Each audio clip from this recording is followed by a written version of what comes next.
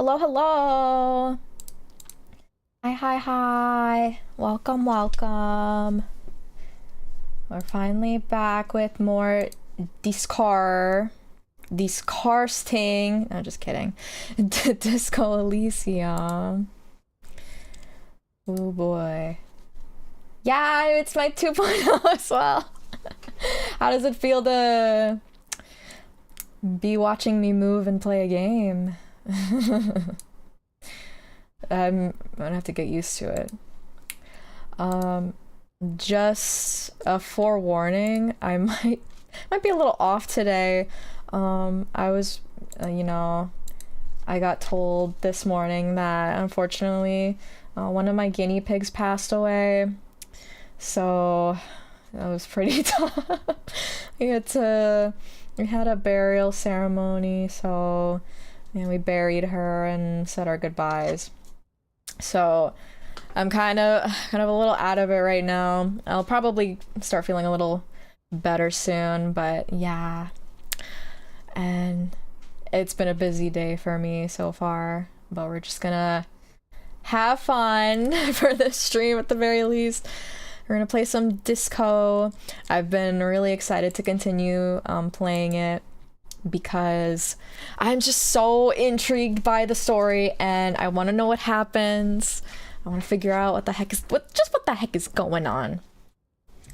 Losing a pet is always so hard. Yeah, I didn't think I would be as affected as I was, because like when I heard it, I knew beforehand that it was kind of gonna happen because we took her to the vet yesterday and the vet was like, yeah, I don't know, it's kind of a touch and go, so she might not make it. We tried like doing like the urgent care stuff, but she just ended up passing anyways. So I knew and I had a feeling. And I was fine when I heard the news, but I feel like when my friend was like showing me like pictures of her, like old pictures, I don't know, that just kind of really hit me hard. Just the thought that like, that was her when she was like all, happy and, healthy, and then yeah, it's just not that anymore. I'm gonna try not to cry during stream. This is supposed to be an adventure romp for disco. But yeah, I mean, I cried a little bit. No, I cried quite a bit during the ceremony, and then I got home and then cried a bit more, and now I'm here. But yeah, it's okay. She lived a pretty full life, to be honest. I mean, I've had her for maybe like 4 years-ish. So, I mean, she was getting there in age. It wasn't like this was like sudden or anything. So I'm glad that at the very least she lived a happy and fulfilling life. And, I was so like, so we like made her little coffin and then like poor thing, she's being stored in the mini fridge. The mini fridge is empty, but she was being stored in the mini fridge so that I could like get to my friend's place because that's where she was. And yeah, and we like pulled her out, put her in a little coffin that we made, and it was just very weird seeing, like, it felt weird feeling how stiff she was, because like when you pick up like the guinea pigs, they're like moving around and they're more like, this is weird to say, malleable. Like, like I can move their feet around and they like rotate their feet with your movements, and it just felt very weird to feel like it's just completely stiff and it just doesn't move. But I'm happy that I at least got to be there for when she was buried and, hold her for the last time. I felt pretty sad, like, seeing her at the vet because she was very, like, quiet and still and she wasn't moving that much. and her squeaks were like very different. They were not like a regular guinea pig squeak. What was her name? Her name was Panda because she was black and white and the black spots were on her eyes. It was very cute. Her like eyes and ears, so she looked like a panda. I was looking at old pictures of my cat this morning. I cried so much when she died. It was over a year ago and the picture still tore me up. Yeah. I don't know, like it's less so the thought that she's dead. It's more so like the thought of like I don't know. It's like just the memories of her being alive are very cute, like sad. I mean, like the memories themselves aren't sad. It's more so that like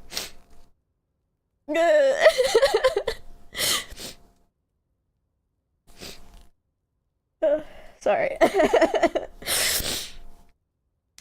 That like I don't know, that you like won't have those anymore. That's the saddest part. Get what you're trying to say. Yeah, it's okay, thank you. I know it's gonna be okay. It just I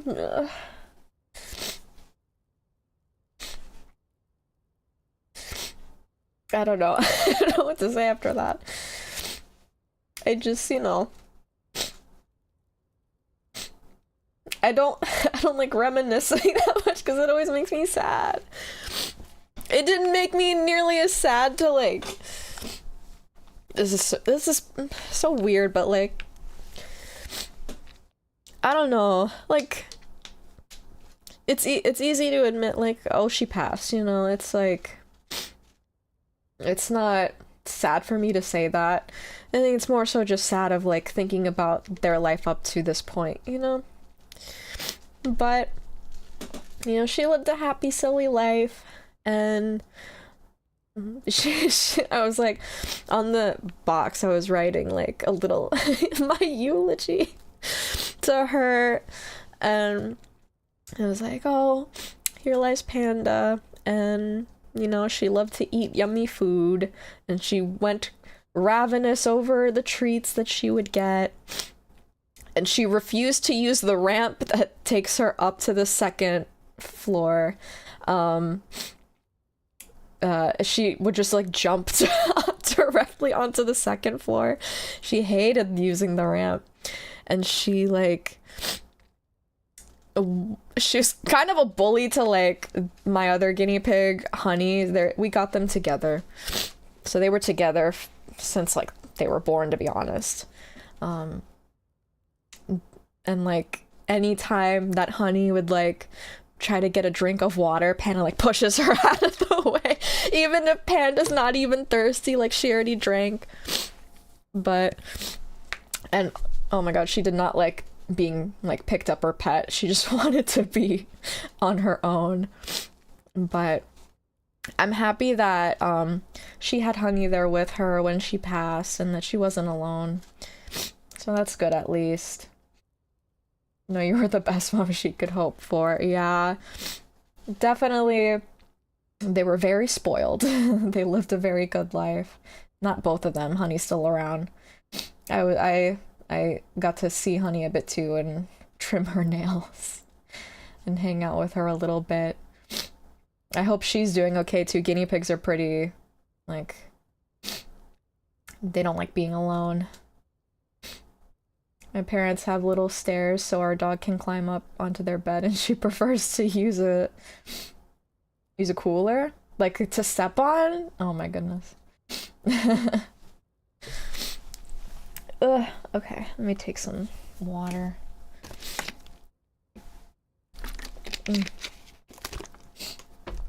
But yeah, I'm glad that she was in good hands though.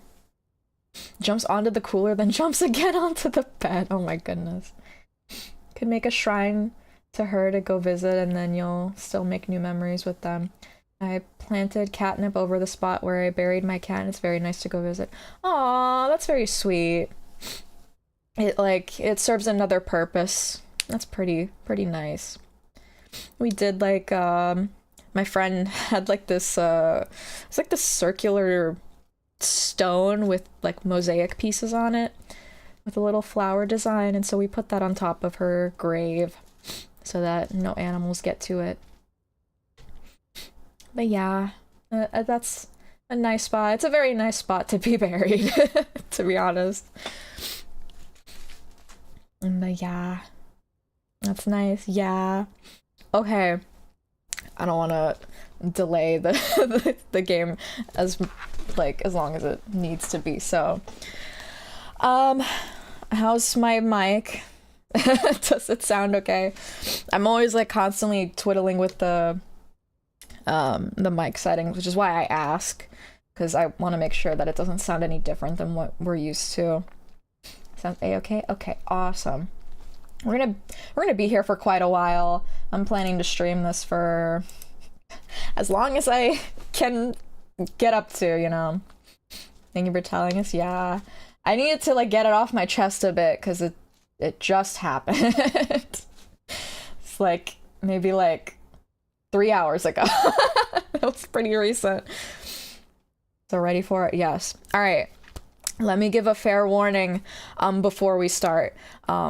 I mean, you may or may not have read the description, but just in case you haven't. So this game covers some pretty intense societal and philosophical topics, okay? I want everybody to be respectful and nice, and the last thing I need is to see any discouraging comments that are bigoted or discriminatory in any way. Even if they're jokes, they're not jokes. Like, come on. So I mean, I'm not afraid of any of you guys saying that, but if for whatever reason someone decides to join and they're new, and they decide to say some really dumb stuff, you're gone. You're banned. You will be banned. This is your warning. If you're watching this on a VOD and you're new and you have some thoughts that you might want to share, maybe don't. If they don't follow any of the guidelines in the description, please do not. You will be banned from my channel. You will not be welcomed back. We don't want you here. The purpose of this game is to enjoy the ambiance, the story, the mystery, and kind of think about some of the topics that this game is trying to share with us and make us think about. All right, let's keep everything chill and nice and enjoy our time, and let's just go through it. God, I really hope I don't hear that stupid, annoying fucking kid's voice, but I know we're going to. I'm already just really not looking forward to that. But anyways, let's go ahead and start where we left off. And then if the game audio sounds too loud, please let me know. Send him to the mines. I don't want to see him. I know, Jesus Christ. Okay, where we left off. So we were kind of snooping around the locale to see if there's any other clues. Just want to think about a fictional world's politics for a while. No one bring the real world into it. The real world sucks. Barrels are half full of rainwater. Okay. Yes? Are you gonna say anything about this? No. Okay. I need to kind of remember the mechanics of this game. Also, there was like, yeah, so, okay. Thoughts. Active thoughts, alter dialogue options. Thought bonuses differ for research and completion. Okay. Tools. Substances can be administered during dialogue. Tools are context sensitive. Equip them before use. Oh, okay. That's good to know. Time passes when picking new dialogue options. Okay. Read books to pass time quicker. Oh, good to know. Gain experience by completing tasks or by exploring, leveling up Can they put some periods in these goddamn sentences? Tasks by exploring. Leveling up grants you skill points. Skill points. Use points to unlock skills or unlock or forget thoughts. White skill checks can be re-rolled. Explore options or level up to try again. Red skill checks are permanent. Okay, so some good, worthwhile tips to know. I think we went up here and we tried to get that jacket, and I think we failed our roll. So I wonder if there's another way we can grab it. Yes, Kim? Are you feeling all right? Are you doing okay? Yes. Oh, nothing. Let's go back out and see. I think we're trying to get into the one place to talk with the leader about the murder. Yeah. Time passes when picking dialogue options. I wonder if there's a secret time limit that ends the game. Oh. I don't know. That would be interesting to see. Brancios or whatever his name was lost his gun and badge. Oh, okay.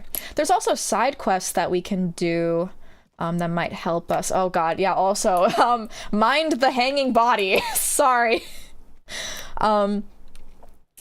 I won't be able to censor that just because I feel like I can't just censor the entire screen. I'm gonna be censoring 99% of the game. So just keep in mind, alright? A lot of serious topics here. Letter R wears a crown. On the ribbon below, a light above descending. Fuck Kuno. My god, I hate that guy. I hate his stupid little shit. And his not shit. His human body, if you will. And his human brain.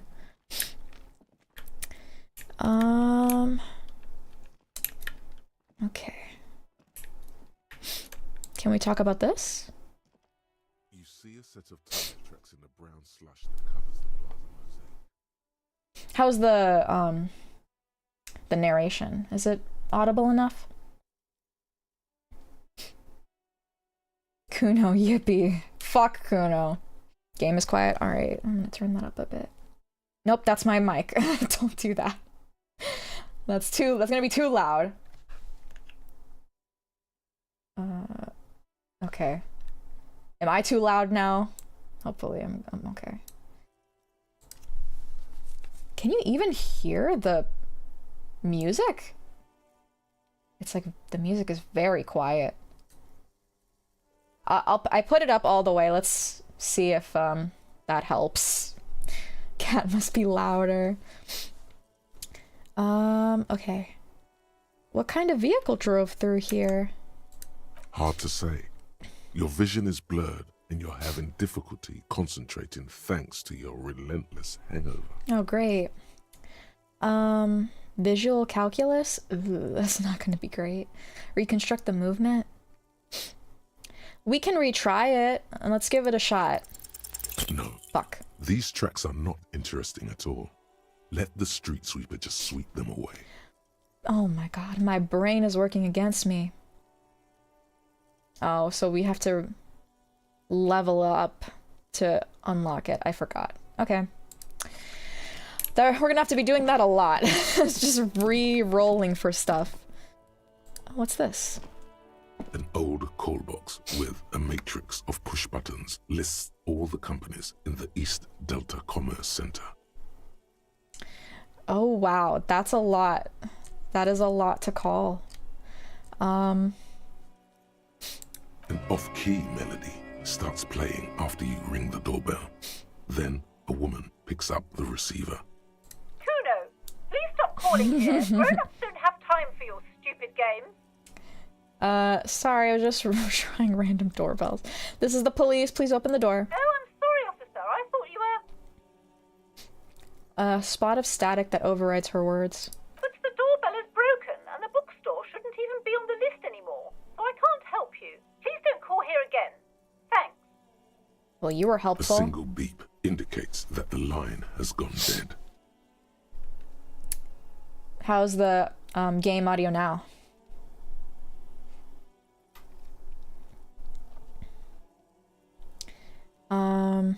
Let's do number 2. You ring the doorbell, but no one answers.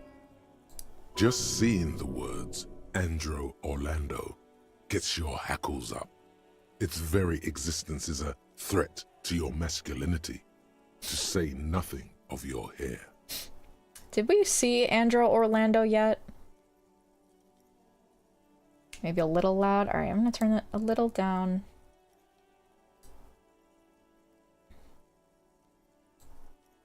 Perfect now? Okay, I'm just gonna put it just a little, just a teeny bit down.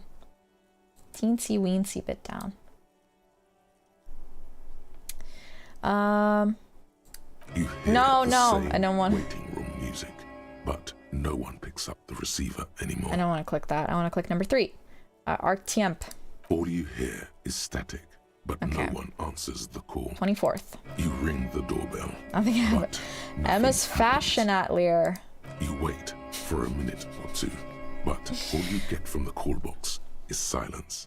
No one answers the call. We're gonna be really annoying. Taxi! Rest has been burned off.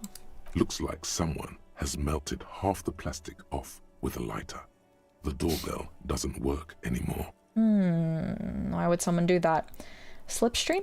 You hear static from the intercom speaker. It sounds as if someone has picked up the receiver, but isn't saying anything. Hello, is anyone there? Yes, hello. This is Tricentennial Electric. Woman's voice crackling and fragile through the static. Have you come to place an order? Oh, that's interesting.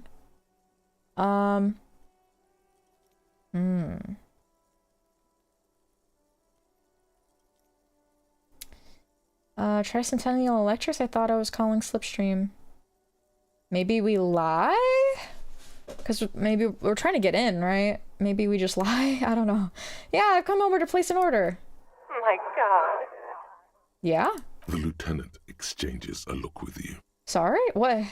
Huh? It's you. My God. I didn't think I would hear your voice. Uh-oh, we know this person. It's a woman, and she knows you. Uh-oh. Your heart beats faster. It's a woman! Oh, shit! Oh, we're screwed! Kim, close your ears, please. No, something's wrong here. Are you sure she's talking to you? Oh, okay, maybe she's misinterpreting. Crawling back into your life. Uh-oh. Oh my goodness.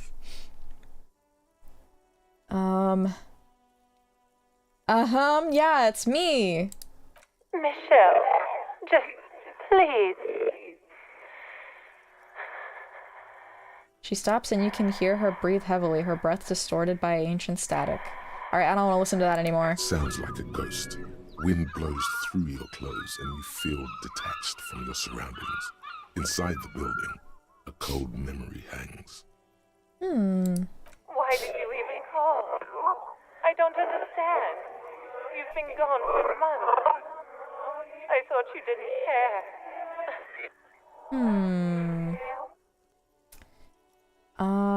Hold on, tell me what's going on. What did I do? Of course I care, it's just that I've been going through some tough time. Yeah, of course I care. I've just been going through a really tough time. Ever since I came to work here, it's been different. As if my mind's been wiped clean.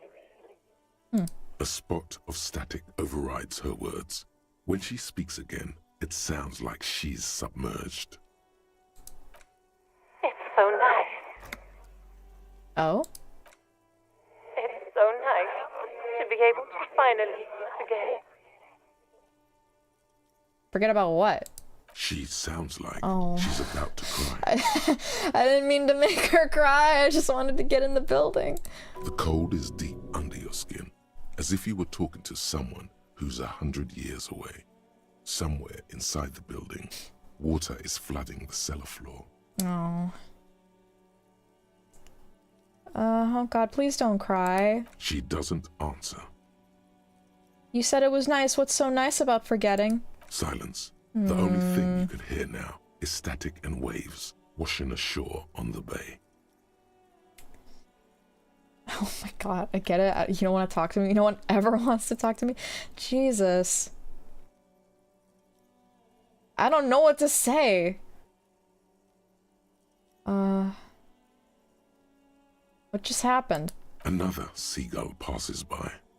It's getting cold standing here, staring at the silent call box. You're destroying this woman's life. I just want to get in the building. I don't know what happened either. You should probably stop playing with this thing. Oh, you're right. You're right. All right. It's a goodbye then. You press the number sign on the keypad that terminates the call. Oh. 12 name cards on the call box read. Oh, wait. We can call again. Let's do it. No. Fuck. Hold on. Shit. The last thing you need in your life is more hysteric emotions. Forget it. Find something else to do. Fuck you, Volition. I just wanted to call again. Okay. Fortress accident. His name was Raphael, that's right. I still don't think that's his real name, but that's what we're gonna go with. Silence. No one's home at Fortress accident. All right. Revachol Ice City. That's interesting. Silence. Nope. No one answers the doorbell. Main hall, building B. Whirling in rags. Nothing happens Nope. after you ring the doorbell. They don't want to talk to you. East Delta. Silence. Nope. No one answers your call. The empty card. This button looks new, but someone has removed the name card. Nothing happens when you try to ring it.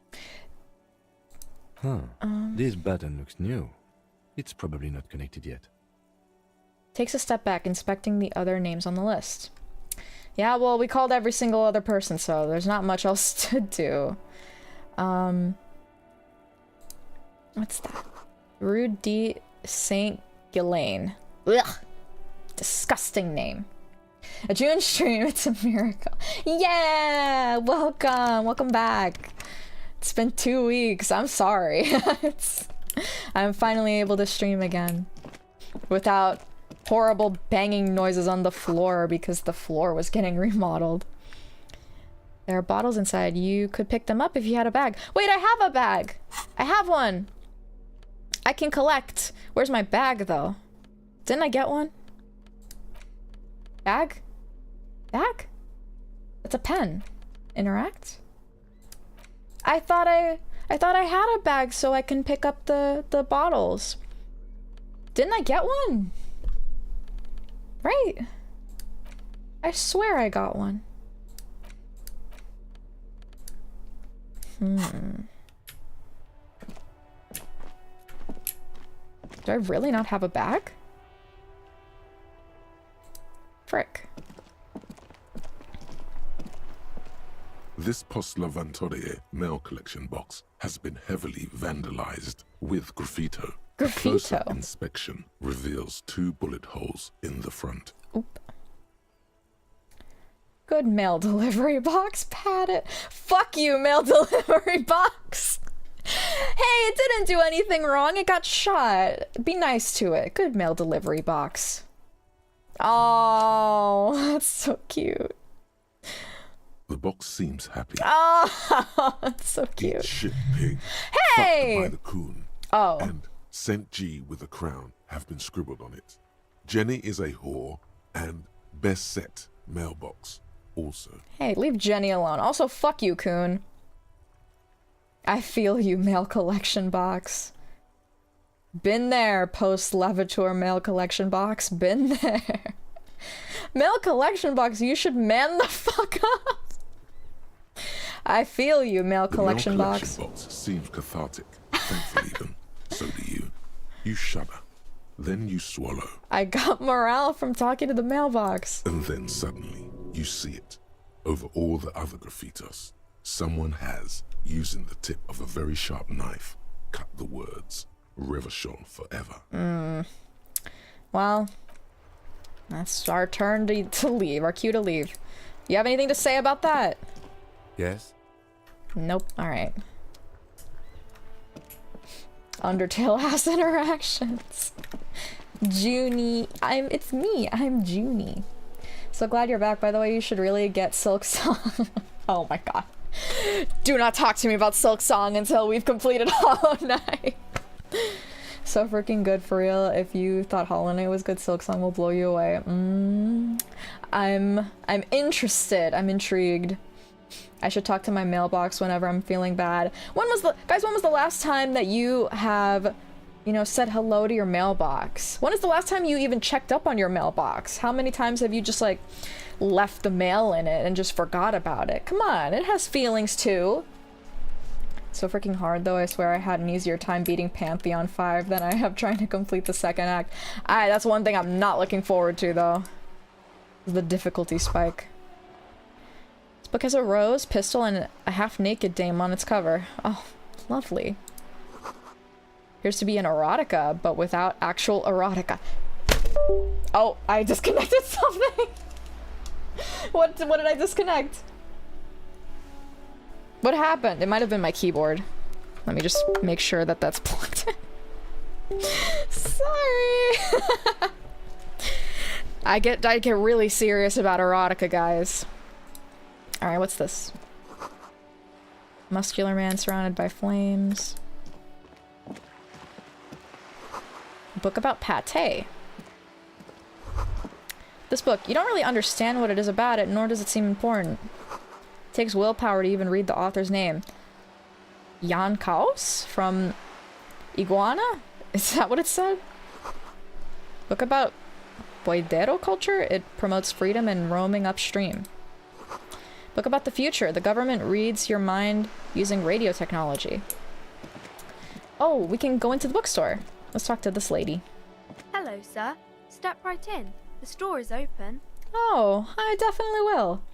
A young girl with chubby red cheeks waves at you, smiling. Her nose is also red from the cold.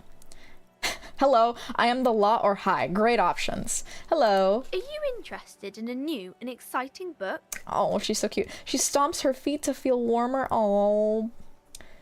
Is it okay if I ask you some questions? Okay, sir. I'll try to answer any questions you have. I hope they're about books. Oh, bless her. She's so cute. Annette. All right, what's your name?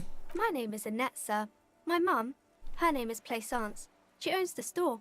She's inside minding the register or organising the stock. The girl gazes at the window, then suddenly jolts, her eyes wide as if recalling something. Feel free to step in and browse our wares. And you're standing out here in the cold because... I'm signalling that the store is open. Otherwise people might not know. They'd miss out on the crime, romance and biographies of famous people. Sure. A sudden gush of wind turns the pages of the books on the counters. She covers her face, smiling. But she's cold. I get the feeling she doesn't want to be in there.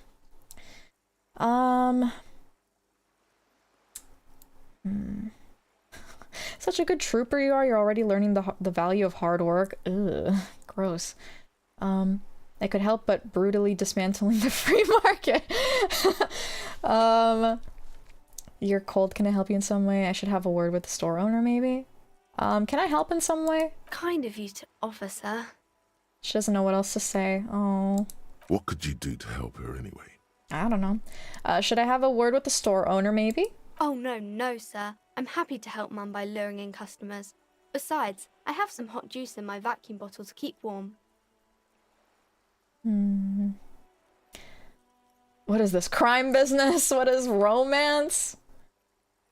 What are these? Oh, we're asking about the genres. Shouldn't you be at school or something? I do my studies at home at the moment. I have to help Mum keep this place running. Ugh, that's tough.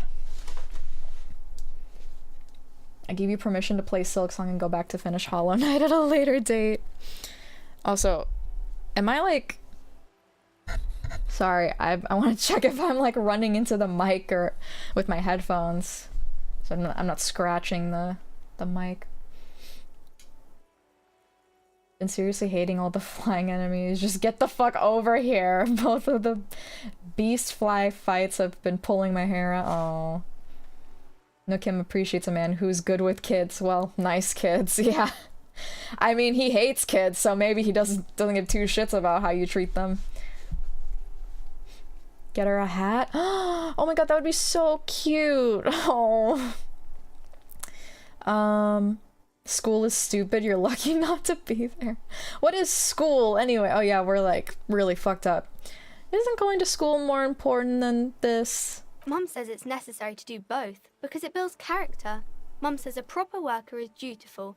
That's how you get ahead in life. You succeed. How's the business going? Mum says it's peachy. She was a little afraid at first. There's talk about this house being cursed. How so? Behind her, the window has been boarded up. You sense the boards creaking, twisting for a second, and some kind of doubt in her tense shoulders. I'm sure there's nothing to worry about. Cursed in what way? Cursed in the way that makes them say that no business has ever really thrived here, sir. That they all go... That they'll go, she's looking for the right word. Makes them say that no business ever really thrived here. Bankrupt. Exactly. But we've been doing fine so far. Sounds rather serious. I should probably look into this. Narrow your eyes and look through the creaking boards on the window. Yeah. We can go into the bookstore and ask about the case. But I don't see much more to look into here. Makes a note in his notebook. Yes. Please do also look at our wares inside. The postcards and board games are there, sir. Oh my god, board games! Kim, you want to play? What's your favorite board game? Let's do checkers. I want to beat his ass in checkers.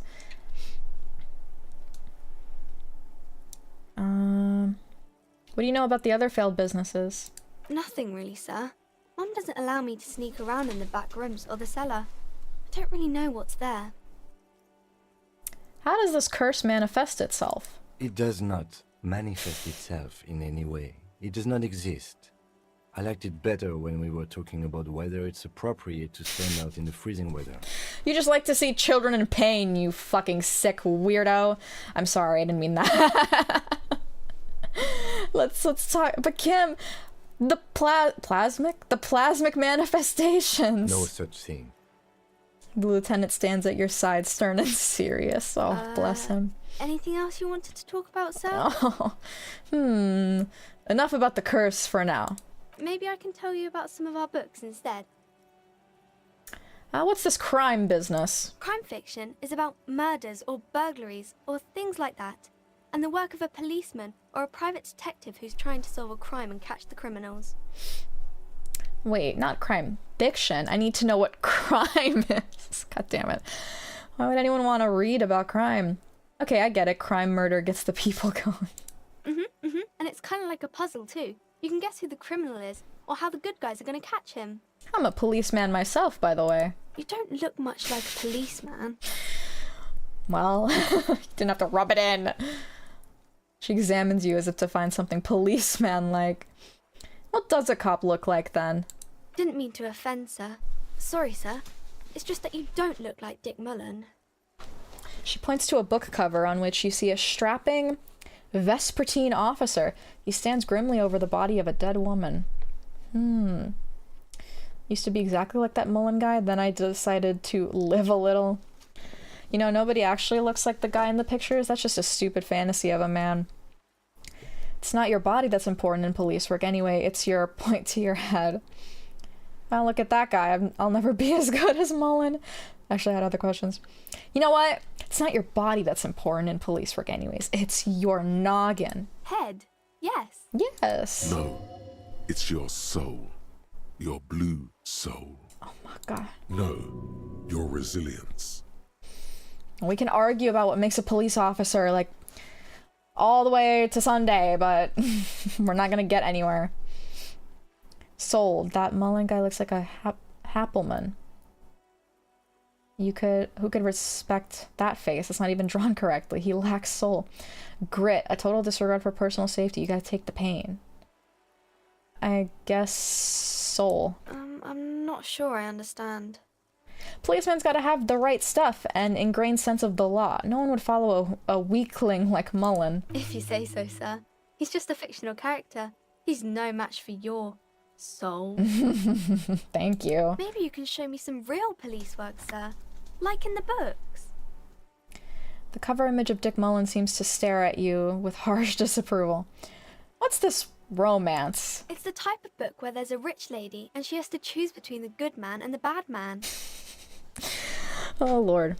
Smiles at the thought, perhaps imagining herself in that situation. Or there could be a story about a poor lady getting a rich man. It's about man and lady business, sir. Man and lady business. What about poor man getting a rich lady? What about when both of the men are bad? What about when everyone is poor? What about a book where the man and lady business doesn't work out at all? What about man and man? Give me that option. I want to explore my man love man. Maybe even boy love boy. One would say boy love. Maybe even BL. I mean, if you will. Soul like Undertale 2015. Exactly.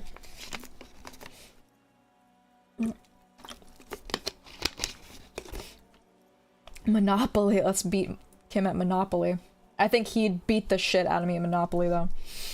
What about man and man love? Looks at Kim and raises eyebrow. I think he'd slap us. BL and GL readers being the best friends on earth. Exactly.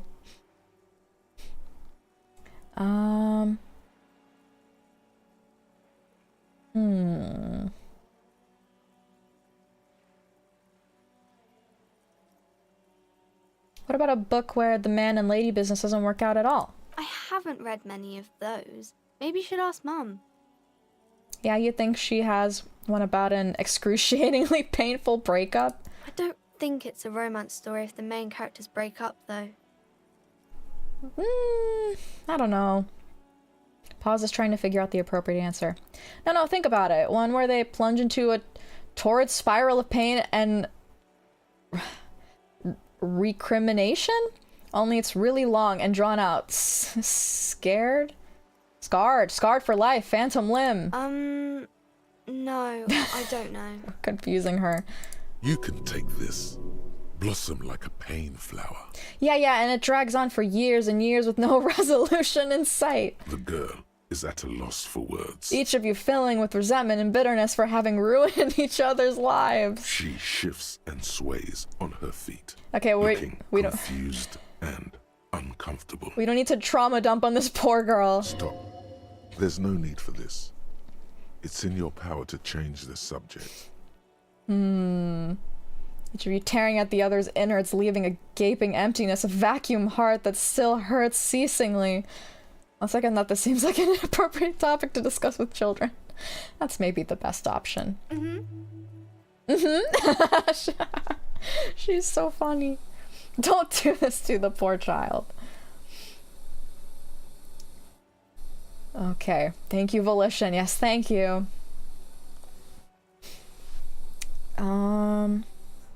What about poor man getting a rich lady? It happens, but usually the guy gets rich in the process. Or should actually be rich himself, but has lost his family property unjustly, like during the revolution or something. I see. Those are unhappy books, for most of the pages. People sad about what they have lost, but then it all turns out just fine in the end. And they all get rich in the end. What about when both of the men are bad? These are not very common. You can't have a choice between bad and bad. Nobody wants to read a story like that. I've seen a few. Well, what if it's written really well? Well, maybe then it's fine. Maybe if the lady then decides not to pick either, because she doesn't need a bad man. Yes, that would be interesting. That would be very interesting. I'd like to see something like that. What about when everyone is poor? That's really not a proper romance story. That's more like everyday life. Well, don't you want to relate to everyday people? Like, I can't relate to anybody that's rich. I don't know what that's like. So I can't feel, like, any emotions toward the characters if I don't know what it feels like, you know? You gotta have something there. Annette, you will hate AO3. Sometimes you have to write about real things. Yeah, exactly. Not in romance books, sir. These are about nice and pretty people, and everyone is happy in the end. Seems a little delulu, if you ask me. It's enough of romance for me. I had other questions. Maybe some about other books? Who are these famous people? Oh, kings and queens and generals of old, or artists and writers, or musicians, those kinds of people. There's usually something extraordinary about them. She scratches her cold reddened cheek, then continues. I think that's why people read them, to find the secrets of their fame. Can I become famous by reading one of those books? I don't know about that, but I imagine life is great when you're famous. It's a balancing act. Fame sounds delicious. Maybe someone will write a book about me one day. Fame is for vain people. I have better things to do. These famous people sound like a bunch of dorks. True. Annette's expression remains ever so helpful, but she doesn't say anything. You heard me. Only losers waste their time with that garbage. Never mind, I literally had nothing else to say. Okay. Hold on, I want to ask King, I something think that's else. why people read. I don't know about that. Famous but for I vain imagine people. life is okay, sir. Stamps her feet. Okay, that's just it. You can stop calling me sir. I am but a working man. Sure. No, sir, I can't. It would be too tiring to refrain from it. It's already tiring enough to remember to say it all the time. It's nice of you to say I could stop, though. No. I get you. For example, can't stop making this face. Oh boy. When the next person comes, you have to have sir or ma'am, then again. Point to my face. That's a friendly enough face, most of the time. No. Okay, I'm gonna deduce something now. What's that? Saw she's cold, afraid of the curse. My question is, do we have any points? Do I have 6 total points to use? No. We leveled up, right? Skill points. Pretty sure we don't have any anymore. Yeah, okay. Is he making that smug grin all the time, like in the that's my headcanon for sure. I love dorks in this household. True. June is famous? Barely. Not even close. Alright, let's give it a shot. Yes! The girl keeps her hands folded, hidden. Why is that? Hey, why do you keep folding your hands? What do you mean, sir? Or keeping your hands folded? She knows where this is going. You don't need to be worried. I'm here to help. She looks around anxiously. Her hands remain folded in front of her. She doesn't want to show them. June is the biggest dork here, and don't you forget it. Micro celebrity. That's pretty accurate. The lieutenant stands by, looking at the two of you with little interest. You're really not interested in this? A facade of true professionalism. He is far more intrigued by the situation than his poise reveals. So he is. You heard me, hands up. It's okay. She brings out her reddened hands, her nails frayed, nearly chewed down to the flesh. Oh, you bite your nails? And you knew this from me keeping my hands folded? She shoots you a suspicious glance. There were a few other hints. Well, that proves nothing. Anyone could do an easy deduction like that. Her eyes flash with defiance. She's not impressed. She actually is impressed. This is more like a defensive reflex. Want more? I bet I can figure out why you bite your nails. I got a few reasons in mind. She nods, half provocative, half enthusiastic. Silent celebrity. I don't want to be known anywhere I go. The opposite of a celebrity. A nobody? I don't even... Is that the opposite of a celebrity? I don't know. You're uptight because of your mother and the pressure she's putting on you. Rats have been nibbling on your fingers. Child labor is dismal working conditions. Chewed on nails means you're recycling your body material.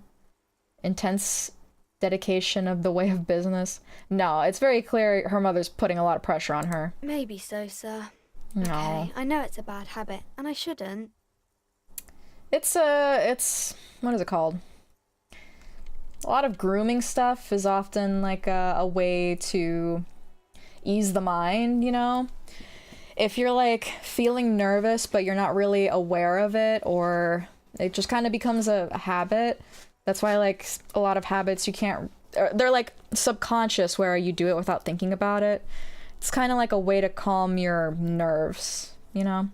Like, some people, like, pick, like, the skin around their fingers, or chew their nails, or, you know. I have a few of my own, so I understand. Either way, another ace deduction by the #1 detective in town. It was okay, sir. She's still got a rebellious streak. There's more that can be achieved here. Ask her to do the same. You think so? Fine, do better. Do something about me. You're quite sober. Oh. Well, she snaps back The quickly. lieutenant does not flinch. Comment. He does not flinch even a single bit. He is intensely not flinching. It takes effort. And I'm having a grand time. How do you know I'm usually not? Because you usually aren't. Does she, like, recognize me? I'm also sad and my head hurts, and I'm having a grand I time. sure hope you are, sir. No. There she stands, swaying on her feet, assaulted by the early spring breeze. She smiles at you. The whole situation suddenly feels familiar, somehow. What are you missing here? Why does this feel so familiar? Alright, let's go again. Because Yes. you know each other. She's been talking to you so openly because you've talked before. We definitely have talked before. So you know me. We've met before. Yes, I stand in this spot all the time. Oh. You've been running around all week without your shirt on, sir. Telling people about being a star or something. I don't really understand who these stars are. Did I ever talk to you? Of course, you've stopped by a few times.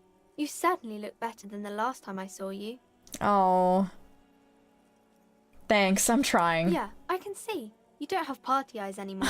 Party eyes. Party eyes. Yes, of course. That makes sense. No, don't agree with her! Don't make it worse! I'm not surprised children have seen you running around with party eyes on, he thinks. Not at all. Oh, party eyes. You know, like a cat in the dark, all big and wide-eyed. It certainly looks odd on a man. The swiveling eyes of a loony drug addict. That is what she meant. You were probably gurning too. No. Fuck yeah. You should get some party eyes right now. No! Snap those sequins on you, boy. No, I don't. I don't want it. I've been partaking in narcotics. Does that mean I've been partaking in narcotics? Oh, baby. That's not what you have to worry about. Worry about the important thing. So why didn't you tell me you knew me to begin with? I didn't know I had to do that. Oh. I don't like this deduction game anymore. Thanks, I've learned something about myself today. I'm glad I could help you, sir. Alright, well, you were very helpful, Annette, thank you. Giving me some lovely experience that I need. Alright, let's head inside. Why is that voice so deep? I feel like a lot of the voice acting is pretty intense. Cause he's fucking badass, yeah.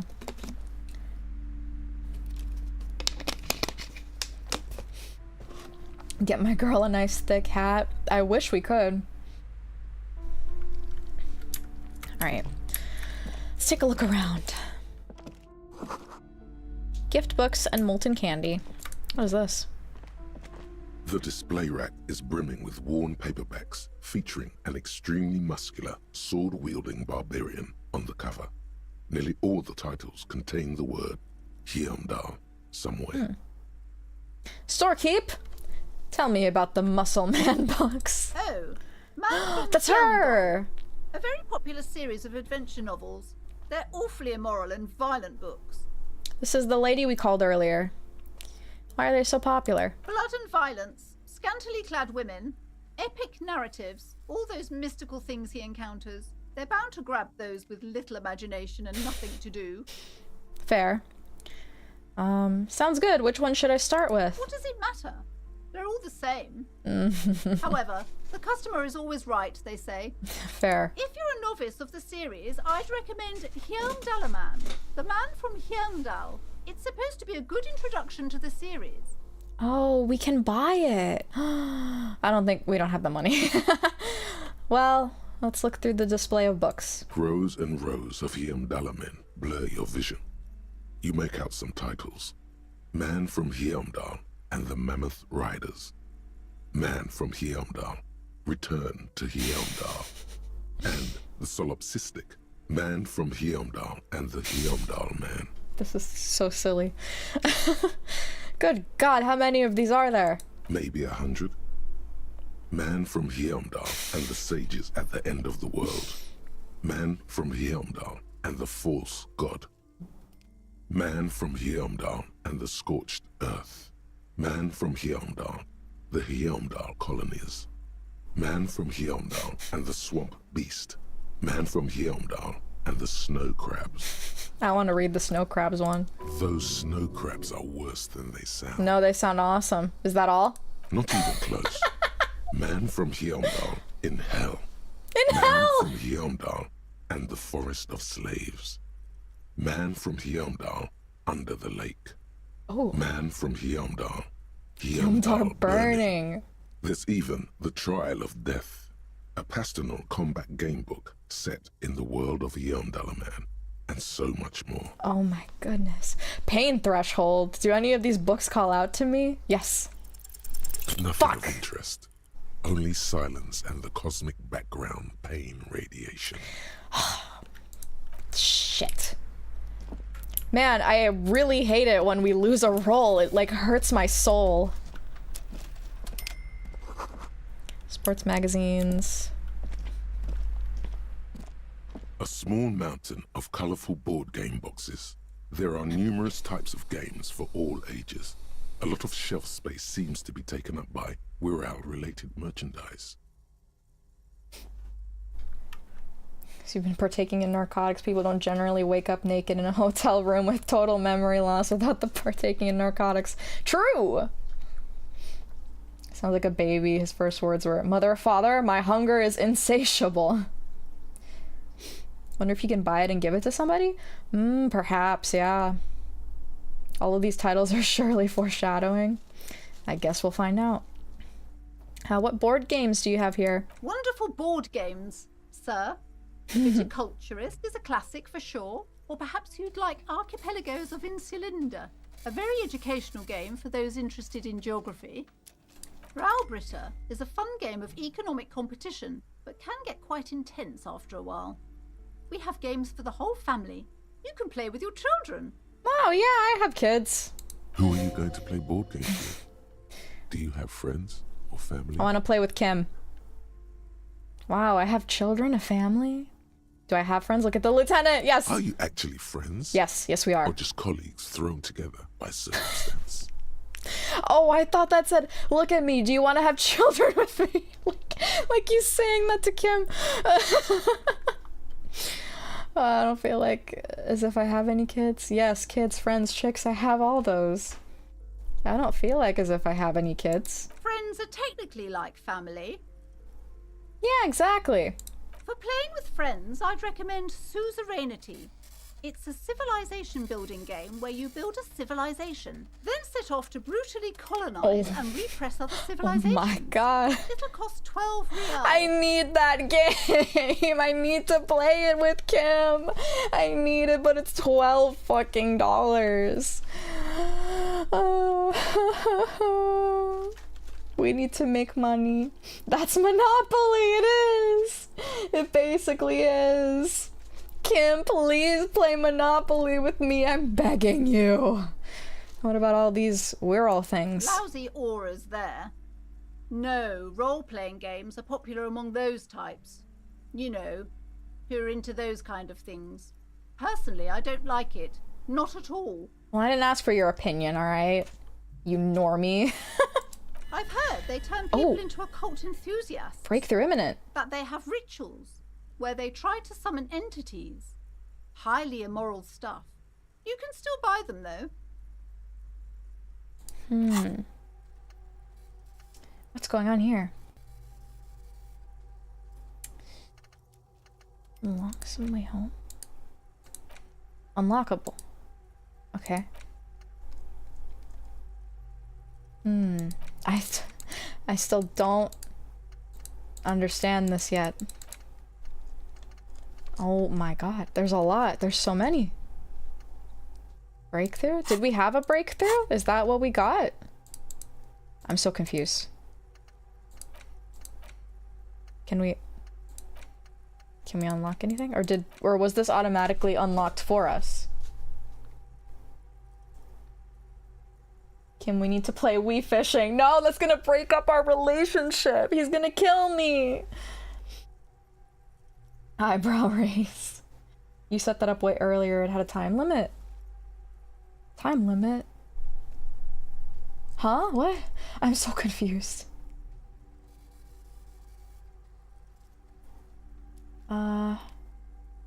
Problem solution? Can it? No? Trace your drunken steps back home, jump across the raised channel bridge, fall over, get up, I'm so confused. A countdown to unlock? Oh. I don't know. I don't know. June risking the game just to play Monopoly with Kim. I will do whatever it takes. I will. Oh, we have a map. Okay. Look through the pile of We're All related items. An endless variety of source books, law books, and codices litter the table. The topmost book is titled Welkin Compendium, 2nd edition. There's also a large hardbound tome with intricate cover art, The Hunters of Katawak, Boreal Creature Compendium, and a Pick Your Path adventure game book titled Tales of Wirral, Cavern of Velkrag. Anything that really catches my eye? There's a box that says Wirral, 3rd edition Mega Setting Supplements Module. The side panel notes, a fantastique adventure board game, new maps and miniatures. A sticker on it displays 25 real. Oh, God. I can't afford that. Nonsense for anemic Beano-clads. Hello, that's not very nice. Oh my gosh, we can buy both of them. Oh, whoa. Lonesome, long way home. Thought complete? Here we go. Home awaits. Walk past Station 41 and through the market, past the Boogie Street spearhead to the other side of the lake, the frozen eye at the center of the district. Then past the video rental store on the corner.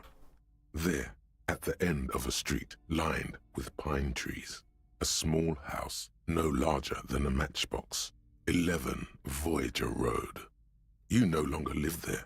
Those times are gone. And so are those people. Why did you come here? Why are you still here? And where's the dealer? You have to get back to work. That's all you have now. So we retraced our steps and figured out where we came from.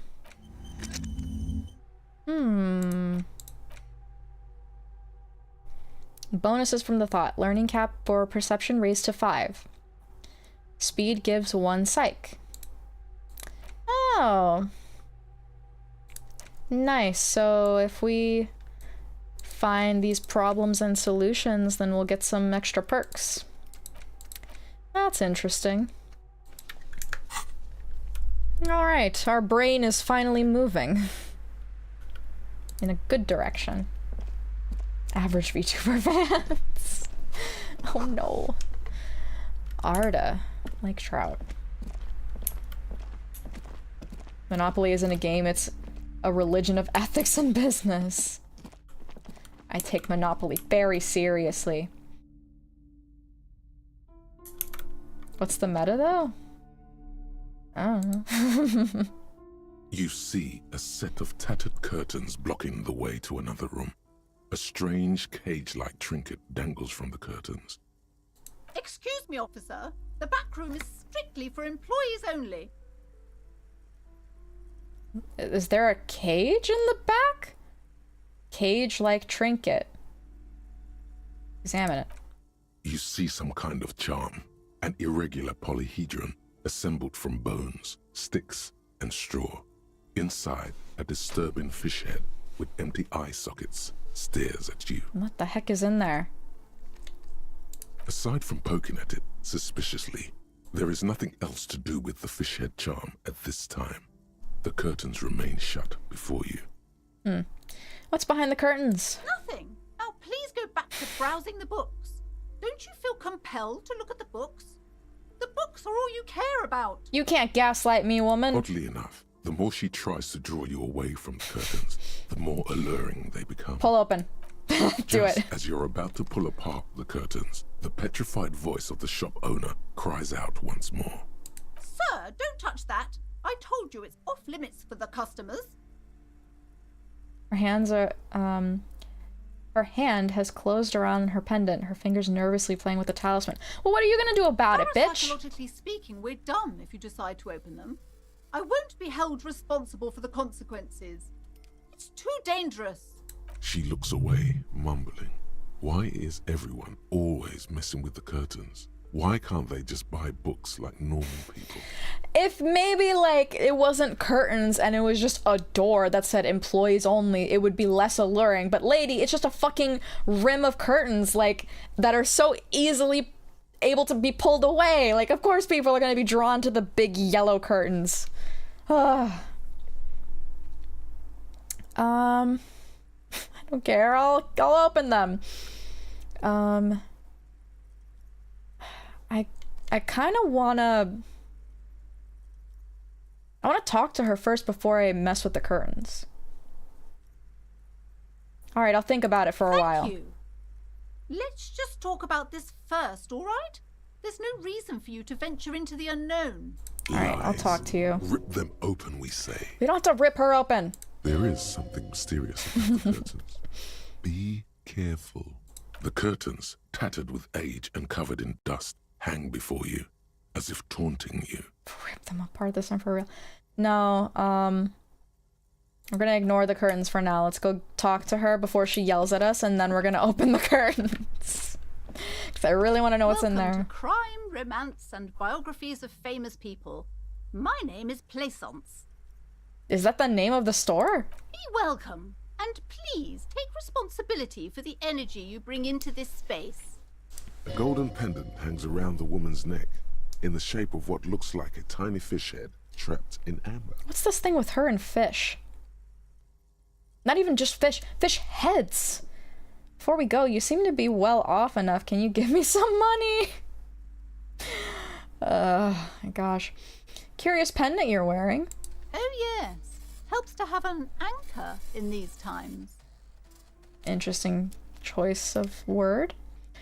Clutches the pendant and narrows her eyes well. So are you the owner of the store? I mean, she literally just said she was, but okay. I am the proudest owner of our little shop of culture. Her voice, high-pitched, sounds familiar. You've talked to her. Yeah, exactly, through the doorbell. She has fine-tuned her voice to find the most welcoming approach for attracting new customers. It doesn't work. Are you so uptight about those curtains? I just want to know what's on the other side. What if I want to buy a book? The girl mentioned that this place is cursed. Your daughter is the one standing outside the store, right? Yeah, she's outside. Annette, yes, my daughter. I hope she wasn't slacking off again with her nose in science fiction. Tell me, was she at her post doing her job like a proper girl? Doesn't matter. Yes, of course she was. Wonderful. Did you talk to her? Yes, I did. Great. On a scale of 1 to 10, how compelled were you to buy books after talking with Lady, her? your daughter is not your employee. She's your daughter. Oh my god. Her opinion of her daughter depends on how well she lured you into the store. I don't like her. 10, she's certainly very polite and helpful. I'm not gonna grade a human being. I don't do that. I want to say either 10 or I'm not gonna grade a human being. I want to say 10 just because I want her to, I don't know, be treated better. That's not gonna treat her better. But I just want to. She was so nice. Anything on the second floor? I think we'll get to it. We can check the second floor before we rip open the curtains. Or just a standing sign that says employees only, yeah. Yeah, she deserves it. The 10? 10. She's certainly very polite and helpful. My precious, her dedication brings joy to my heart. If you have children, I hope they turn out as great as Mayonette. I find it so intriguing how a lot of times, like, I don't know, there are some parents out there that really take advantage of a kid who, like, listens to everything they're told and does everything their parents tell them to do, and they kind of just use them for like manual labor and stuff, and just, I don't know. You guys need to remember that children are children, alright? They're not your fucking employees, okay? The way you're handling her strikes me as wrong. And abolish child labor. All this pressure has really made her anxious. You know, she's been chewing her nails. Yeah, exactly. God. I've told her not to do that. It's such a disgusting habit. She'll get over it. Anxiety is a part of life. I really don't like this lady. She's doing it because of you. Come on. Ugh. Part of hers too, clearly. I don't think she can do anything about it. She can, if she has enough willpower. This is what's called growing pains. Life isn't easy. Life doesn't give breaks. I don't think I can roll my eyes more than I have been doing right now. You know, my eyes are gonna roll into the back of my fucking head every time she speaks. Come on, ma'am. It's obvious she can't do anything about it. You are placing an unnecessary burden on a young child. Thank you, Kim. Chad Kim. What you're doing is wrong. Even I know that, and I usually don't know anything. That is true, and obviously the will of the market, but maybe make an exception for your daughter. Actually, it's super alright for kids to forget anything I said. No, that is true, and obviously the will of the market, but maybe make an exception for your daughter.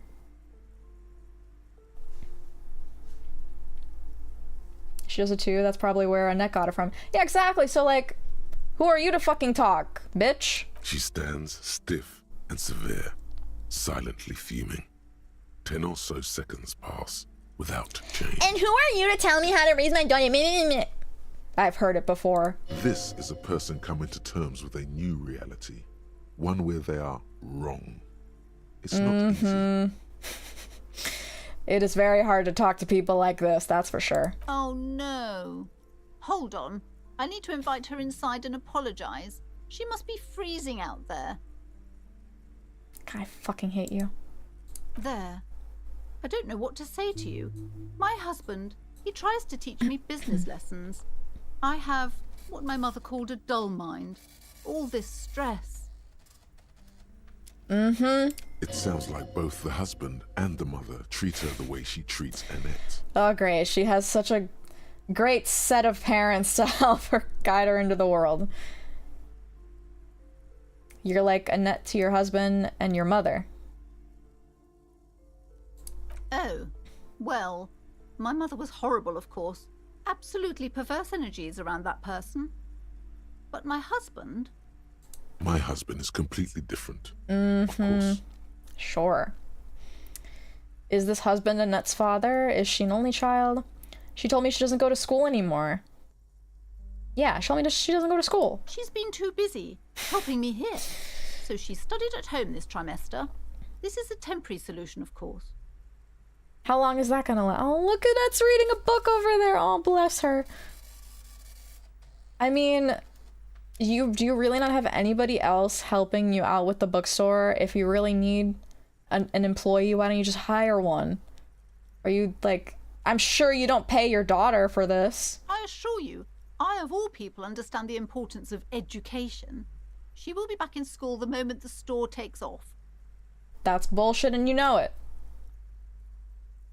Is this husband Annette's father? Yes. My husband is a successful entrepreneur east of the river. If only he were more involved in the business we're running up here. No matter.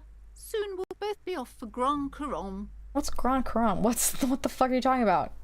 It's a proper place to live. One of the most peaceful neighbourhoods east of Jamrock. You may know it for its massive housing projects. Most of the buildings are empty at the moment. It's a great opportunity to get ahead of the crowds. Better times ahead for sure. Store's probably doing well because she doesn't pay her employee. Exactly. And your husband's also involved with the bookstore? He made the initial investment. Since then, he's been what you might call a silent partner. So, like, he's just written on, like, the business info? Is she an only child? Yes, I'm afraid so. A real treat she is. It would be nice if she had... No, we couldn't have afforded more children, really. Not in this economy. I mean, you're not wrong. Of course, yes, this economy. Exactly. Alright, I had something else in mind. The woman looks aloof, her features much softer. Occasionally she glances at her daughter's silhouette. Not even like her, just her silhouette. What if I want to buy a book? Goodness, you were already doing good, browsing the shelves. Why'd you stop? Don't you feel compelled? Go, go. Get back there. The books await you. Maybe if you priced your books at a more reasonable price that I can afford. Alright, I'll take another look. She smiles and nods, seemingly relieved. Okay, let's look around more. Wasn't there a way? Okay, I remember now. I can run too. It's kind of weird because I have to press shift to run, but I have to also press WASD. Oh, I can use my key, my arrow keys too. I also have to use my mouse. I guess I'll have to use my pinky to shift, which I never use. I always use my ring finger. This bookstore is not strictly about crime, romance, and biographies of famous people. There's also a wide range of paranatural literature. In this world, there's a solid chance your kids end up like Kuno. Unfortunately, yes. Compelled because she's doing some rituals. With fish heads. Look through the shelf. Amidst the various books, you find one written by someone named Matthias W. Dundas. It's about wholeness, unity, balance. The point of the book, and many others on this shelf, is to give people medicinal advice in situations where they don't have access to paid health services. Ruh-roh. How does that work? It serves platitudes, while also telling everyone that traditional medicine, the kind people don't have access to, and which costs more than this book, is garbage, and would only give you cancer anyway, without even curing your cold or anything. Wholeness, unity, balance, on the other hand, can basically take care of anything. Though it is important to note, when it's up to your mind to heal yourself, then it's because of your mind that you're ill in the first place. Ay, ay, ay. I do not like alternative medicine. Does the book say anything else? The book features chapters on topics such as how to find magnesium. It even lists plants you can harvest magnesium from. How to continue drinking if you're an alcoholic who has destroyed his liver. And there's even a chapter on the ancient Seraïs tradition of using duck gallbladder preservatives to treat and prevent sexually transmitted diseases. Pre and post factum apply. Nothing worth buying. Yeah, for sure. Yeah, I'm sure magnesium's gonna cure your cancer. That's totally gonna help. This is just mundane garbage. What's even paranatural about this? I don't know. I don't know. Oh, that's a high chance. Inland Empire, let's go. The throbbing in your head increases with every passing moment you gaze at this shelf. Suddenly, as if out of nowhere, a small green book becomes apparent. The title of it reads, Medicinal Purposes of the Pale. What's the pale? The book contains very little explanation on the matter. This knowledge seems to be taken for granted. What's this book about? The book contains descriptions of various pseudoscientific therapies, alternative medicines, and folk remedies involving the pale, also known as le territoire. Use your ring finger for shift? Yeah, it's cause like my pinky fingers are kind of pretty weak. Like they're like, I kind of have this habit of if I'm like using my hands for something, like say I'm cutting a fruit or a lemon or whatever, I'll hold the lemon with my left hand, but only my thumb, index finger, middle finger, and ring finger are holding the lemon. My pinky will be out and in the air. And I just naturally do this, and I can't really separate my pinky finger from my ring finger that well. Like, they have to kind of go together and move together. So because of that, I have more strength in moving my ring finger than my pinky finger. So I'm just more used to using my ring finger for shift instead of my pinky finger. But sometimes my hand kind of cramps when I do that, so then I have to force myself to use my pinky on the shift, especially when I'm typing for a while. Wonder if grip exercises would help with that? Probably. I want to get better at keeping my pinky finger down, because I feel like I look awkward with my pinky finger up all the time. I feel like me saying this now, you might notice it if you rewatch the hand cam stream I did with like my birthday. I think you'll notice it, how like high my pinky and ring finger go up. Maybe get a smaller keyboard. Actually, my keyboard is pretty small. It's only like, it doesn't have any numpads on it. It's just escape to backspace, and that's pretty much it. That's the length it goes. Alright, let's continue. For example, it recommends vigorously swatting one's naked body with a venik or hand broom, made from the leafy twigs of a young birch tree from the near pale. Oh. Even better if you can find someone else, preferably a large man dressed in nothing but a towel, to thrash you while you're spread naked and helpless on a cool slab.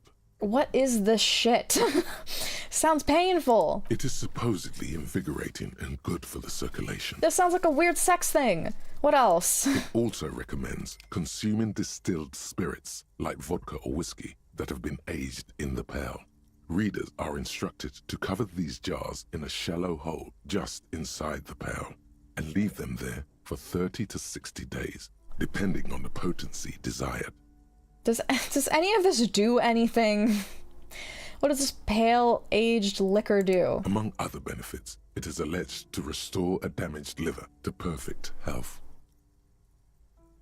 Yes, your hands are just tiny. I know, they're not that big.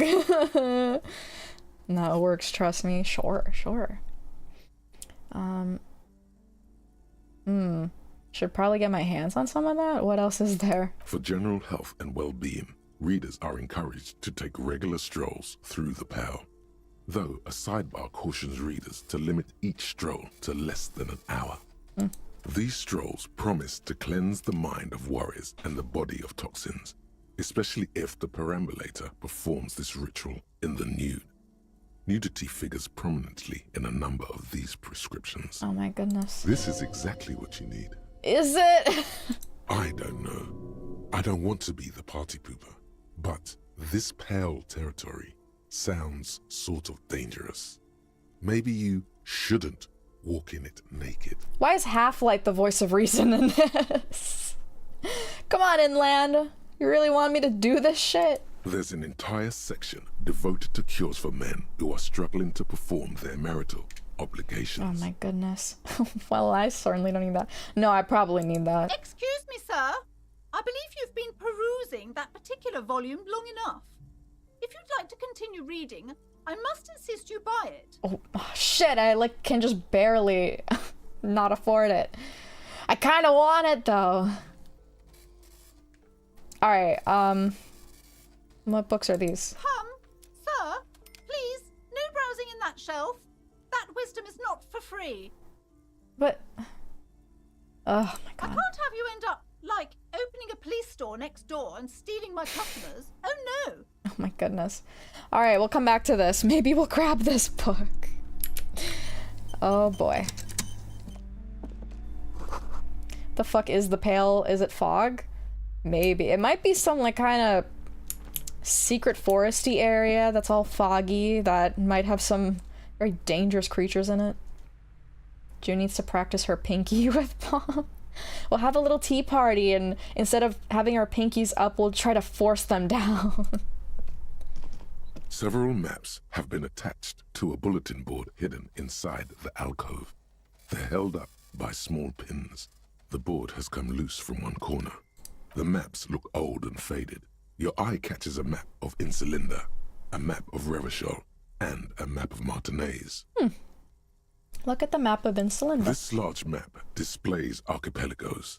You see a constellation of small dots on the light blue emptiness of the Insulindic Ocean.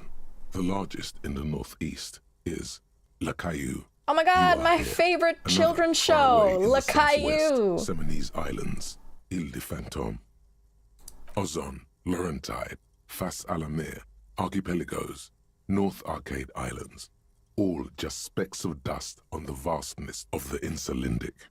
On the edges of the map, the color fades into a blur of dotted lines, black and white. In the northeast, a dust mite stands on the north coast of Caillou in a bookstore. It's you. Oh. Radiating outwards from you, the suzerain Revachol. With a radius of 80 kilometers, still, the crown jewel of this Isola would be barely visible. Can you see the cities on the islands? You can, on Caillou, Revachol, a single black star, on Ozon, Fondelier, and Vilmandu, on archipelagos, Croyan Moran, Villiers, on Seminine, Olduvai, and on Laurentide, Deora of the Seven Seas. Lost little pearls of light, tiny fires in the dark. So all things considering, all these cities are pretty small in comparison to the land. The ocean breaks apart into a tangle of cosines and azimuths, all pointing into pale nothingness. Windy is the north azimuth.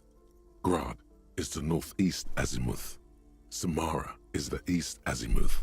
Seol is the west azimuth. Isolas, they're called. Connections to other worlds. Words past the Insulindian, unknown to you. You only know you've never been there. I don't know what's happening. YouTube keeps glitching with streams. That's weird. I don't know, maybe like try switching to a different device or using a different browser. I don't know what you're watching it on. Sometimes YouTube is just really stupid. You have little idea what they are.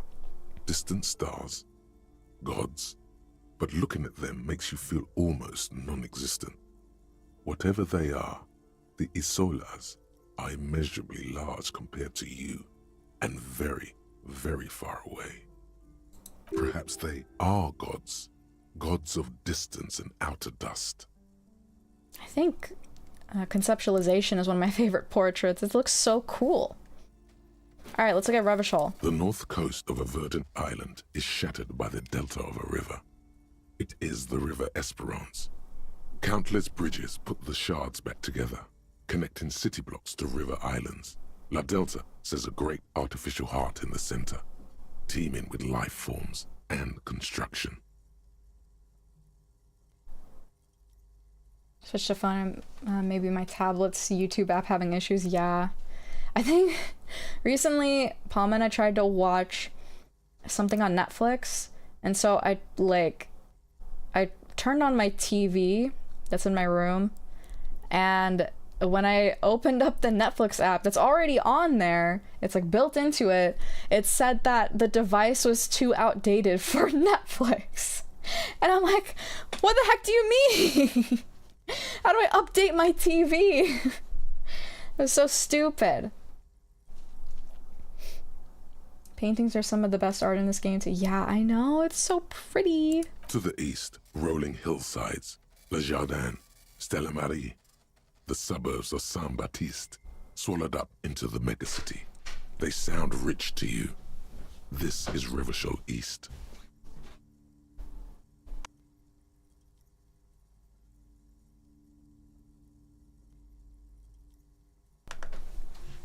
And west of the river? Hudon. It's somewhere to live. Not bad. Then there's Jamrock. It's bad. People shouldn't live there, but they do. Then Forberg. It's almost as bad, and much larger. Then Coal City. It's the worst. Oof. It's so small you can't even see it on the map.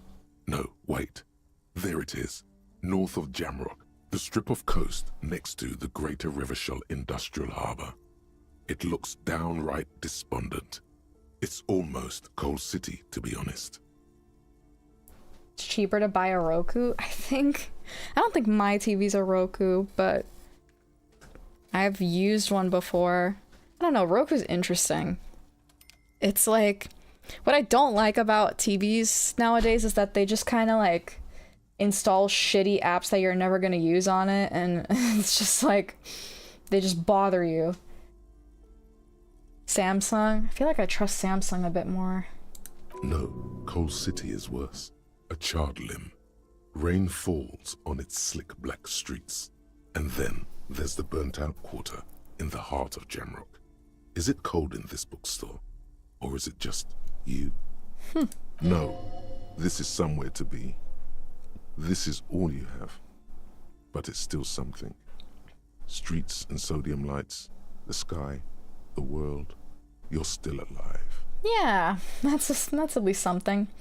Alright, Martinez. It's not really a map. It's a tourist thing.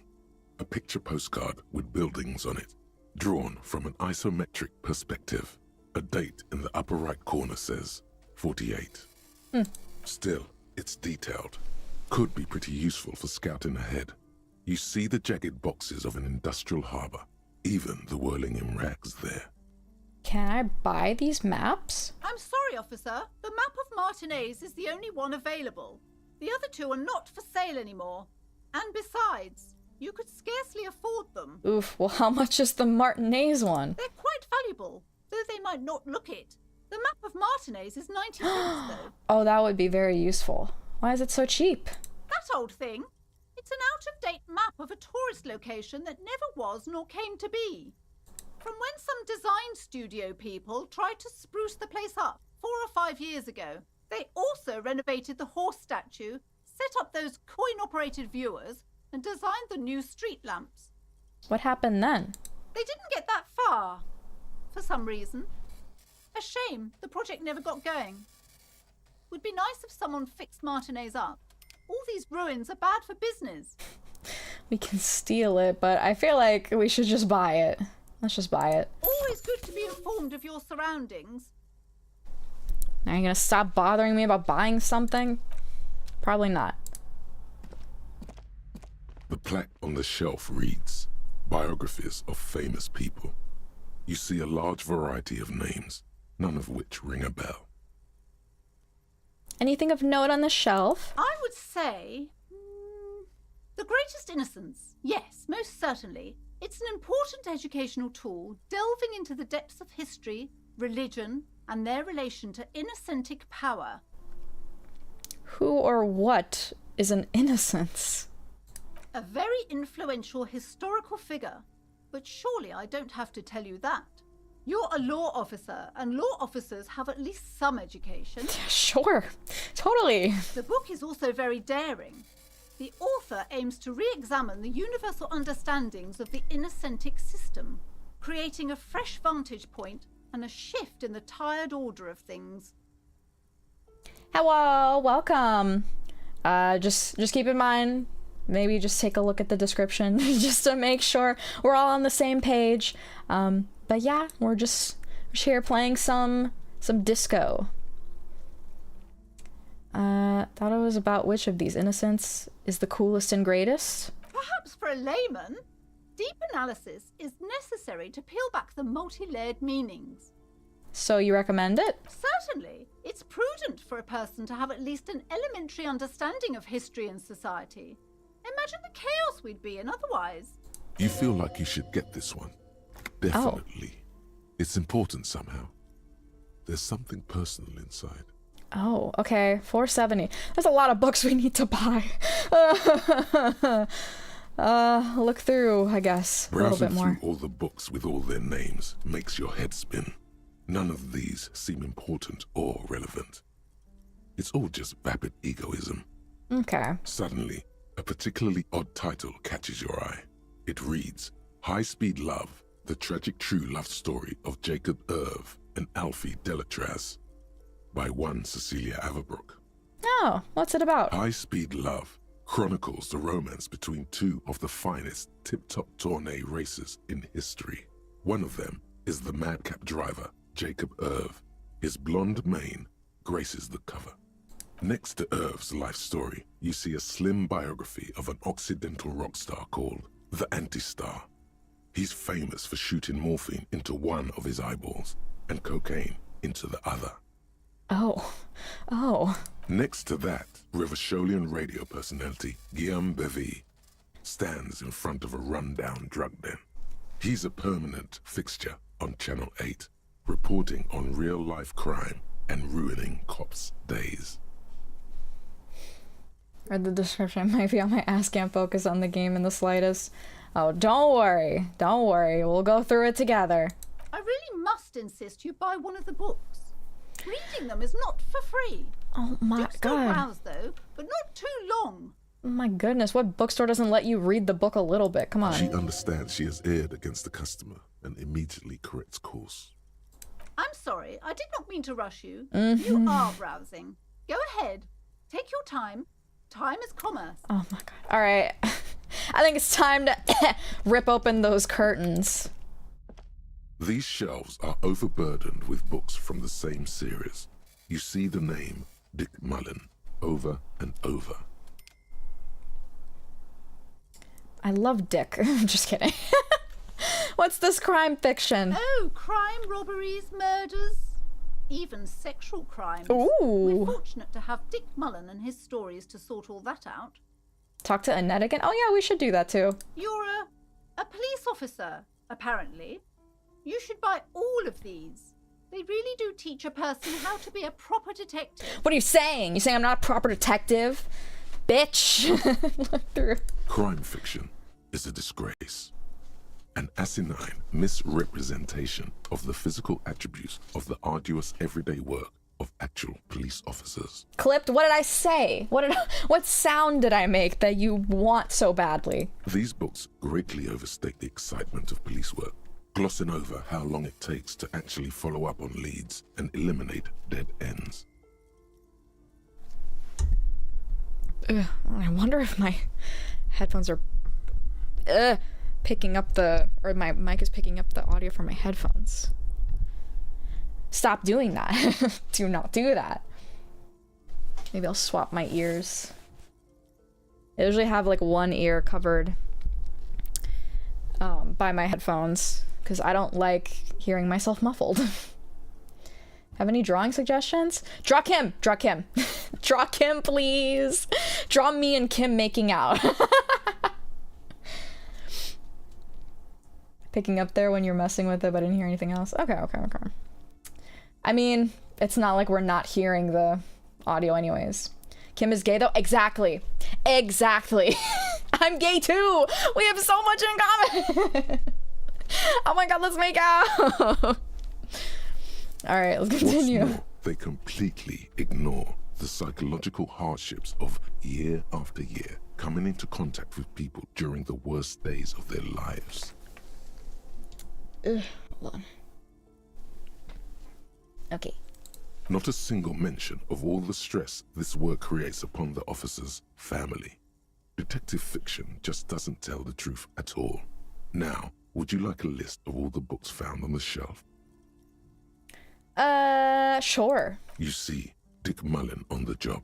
Get Me Mullen. Get Me Mullen. The stalwart adventures of Richard P. Mullen.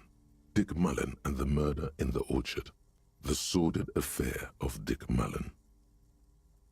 A killing is Sordid declared. affair of Dick. Dick Mullen in the murder house. The final case of Dick Mullen. An obvious lie. Dick Mullen in the clock tower. The ordeals of Dick Mullen. Dauntless Dick. Dick Mullen's funeral pyre. The murder of Dick Mullen. I love Dauntless Dick. Dick Mullen dies! Oh no.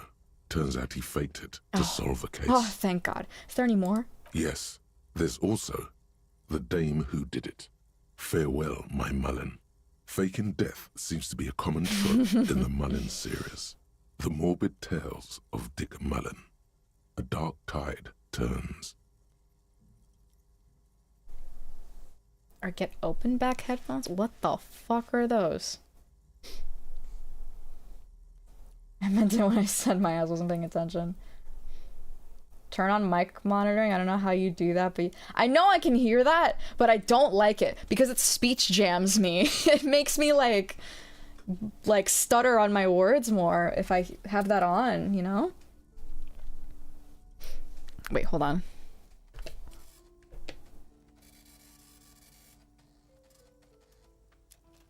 Huh? Sorry, I just wanted to press that. Turn it down quiet? Oh, my audio? I could. or myself? I don't know. I don't know. There's always like a delay to it. That's the thing that speech jams me the most. Richard P. Mullen, Dick Penis Mullen. Tragedy calls for Dick Mullen. Another one with fake death. And, of course, Dick Mullen, the murderer. In order to catch a murderer, Dick Mullen must become the murderer. Oh, brilliant. Come on. This is not the way real police solve crimes. The real police are some 20 kilometers away, sitting in an armored motor carriage. Yeah. Come on, Chester. What? Tell the story again. A bald man turns toward a lean man and pats him on the back? Again? Man, I tell that one at least once a month. It's not that interesting. Or are we seeing into the what's happening IRL? The fuck it is. And these guys haven't heard it. You see, Chester here. Gosh, why? Oh. He's supposed to say Chester faked his own death once. One civilian looks on, amazed. The bald man bellows a reply. A very fucking dangerous case, ain't that right, Chester?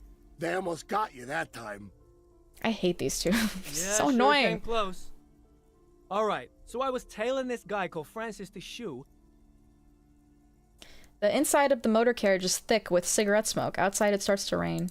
After all this, you still haven't found the answer to the one question that matters. Who is Dick Mullen? It's me. Who is Dick Mullen? Your Fuck. attempt to grasp at the answer fails. It seems very close by, pulsating just out of reach. I'm too stupid to know. Alright, let's leave. What's in my inventory? Oh, I got the map. Can I put it in my hands? I saw like there was a thing like here. There's like two hands here. I wonder what I do with that. Oh, held. The held left and held right. Can I hold anything else? This? No? Alright, I'm sure that'll come in handy at some point. And just interact? Okay.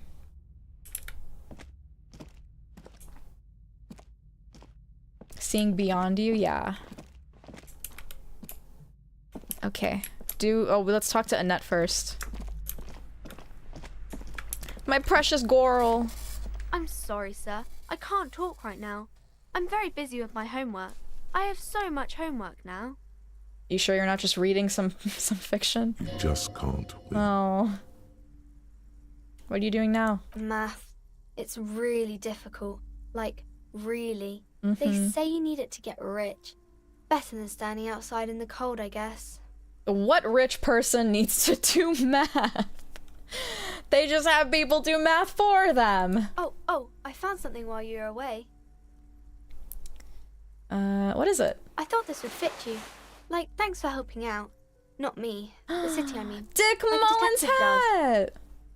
Oh! Is it a fedora? Oh no. Oh no, we're becoming one of those. Wait, where'd you get it? Just what Dick Mullen would ask. I got it from behind the curtains. I'm not really supposed to go there. Guess what? Guess where we're gonna go? Is it a fedora? Maybe. It's the hat Dick Mullen wears all the time. He'll look way more serious with that. Oh. Right, I have to get back to my homework now. Before Mum notices. Man, this is hard. No.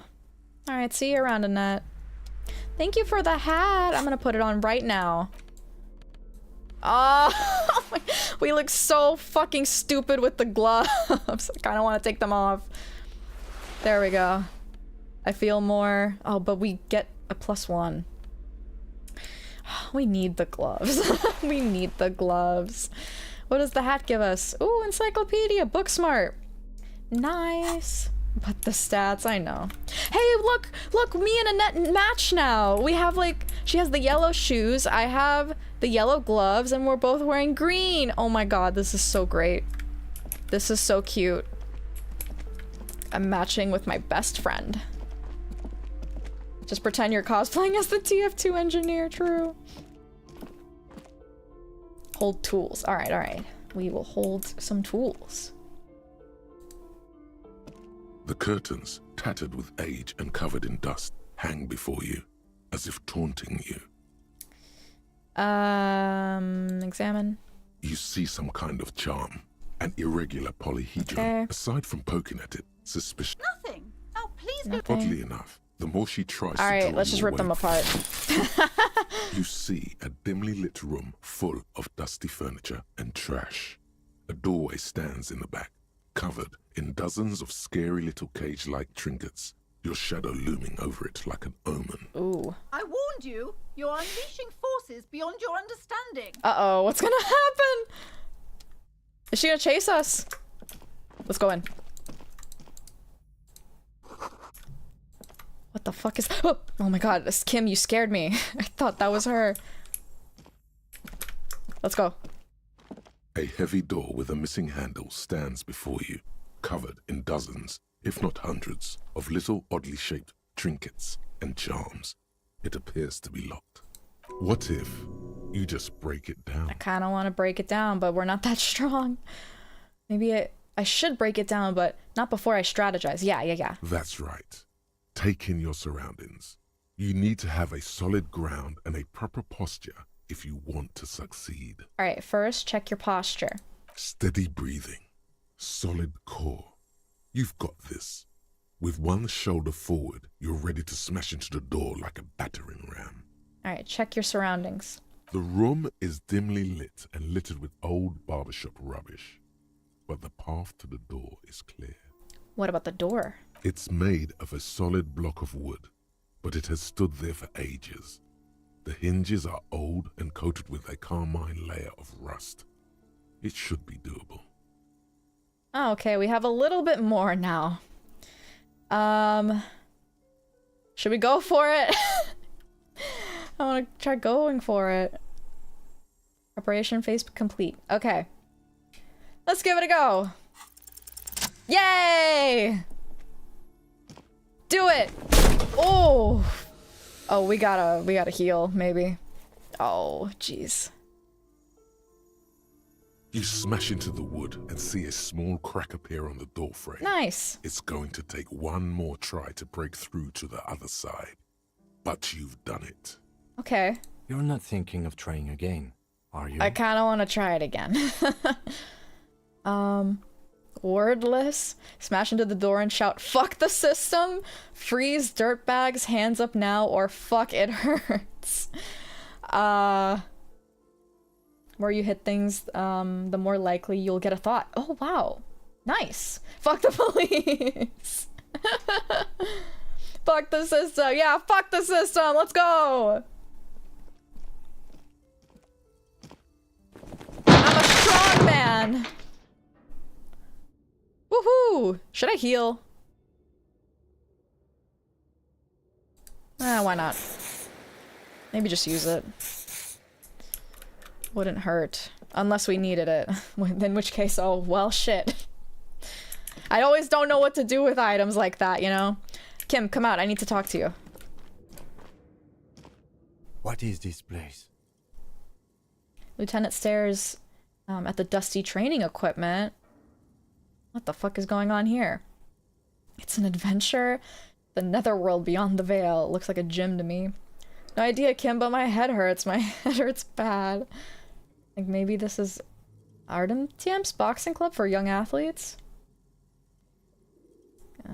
Looks like a gym to me.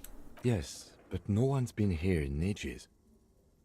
He draws a stripe on the dusty floor with his foot. I doubt the electricity still works. Good thing we have a flashlight on us. Don't forget to take it out of your bag before we move on. Alright, thank you, Kim. An eerie feeling rises in your chest.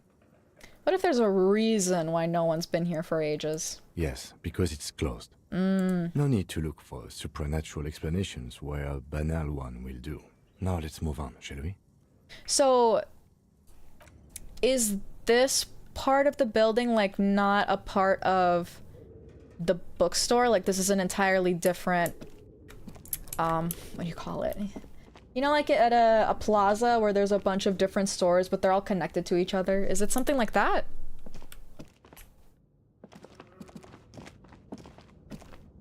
Same building? Yeah, that's what I assumed. Sand is dripping from the punching bag. Like how the lady doesn't even care. I also don't know why she doesn't care. Like a strip mall? Yeah. Building, same building, different businesses. Alright. Which makes a little more sense as to why she wouldn't care that much about this place. We're not wall bars, they look unsafe. Let's lift some, let's power lift, come on. The barbell lies on the floor. The color has worn off its weight plates. It's 60 kilograms. Your triceps 60, hum oh at the sight of these weights. Oh my Show god. the world what kind of beast it's dealing with. 60 kg. That's more than me. Whole subplot about whether the whirling and rags and bookstore are the same complex later on. Oh, I didn't know there was lore behind this. Alright, well. Why does it feel so familiar? Oh, is it familiar because I'm a weightlifter? Oh, we're not gonna win that. I wish I could, but we can't. Am I a weightlifter? It's not that. It's the stale smell of rubber, the squeaky sound of sneakers, your bruised knee against the mat, and a whistle. Then the feeling is gone. A memory from another life. When you were young and fit. Okay. I don't wanna risk my health just to win that. We're probably not gonna win it, so I'll just leave it alone. Hey Kim, you wanna lift that? You wanna try lifting it? Yes? Alright, you got nothing. Oh, you do have something. Tell me. Yes? What? You wanna talk to me here? Talk to me here. Do you or do you not have something to say? I saw it pop up for like a brief moment. Here. No? Oh my god. Bug, get off me. Here. I saw it. I literally saw it. Yes? No. Wanna talk about the door? Oh, no, we're just what? Oh, we just exited.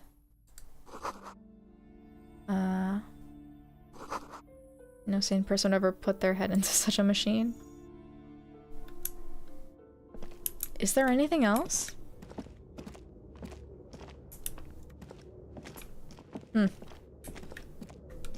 Alright, so I guess there's not much else here. Maybe we can get yelled at by the storekeeper.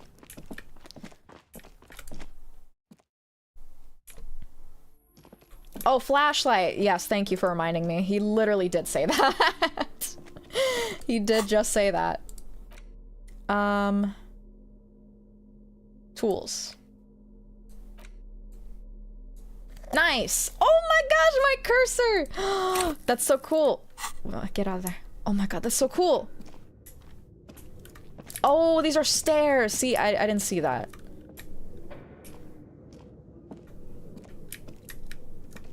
What is that? Old wind panes and debris. What the fuck is this place? Oh. Oh. Demijohn full of strange liquid. Wild animals stare at you in the dark, stuffed and mounted. Oh, this is so scary. Oh god, this is so scary! Oh my god! Why are there mannequins everywhere? Kim, I'm scared. Hold me. Please. Why are there mannequins everywhere?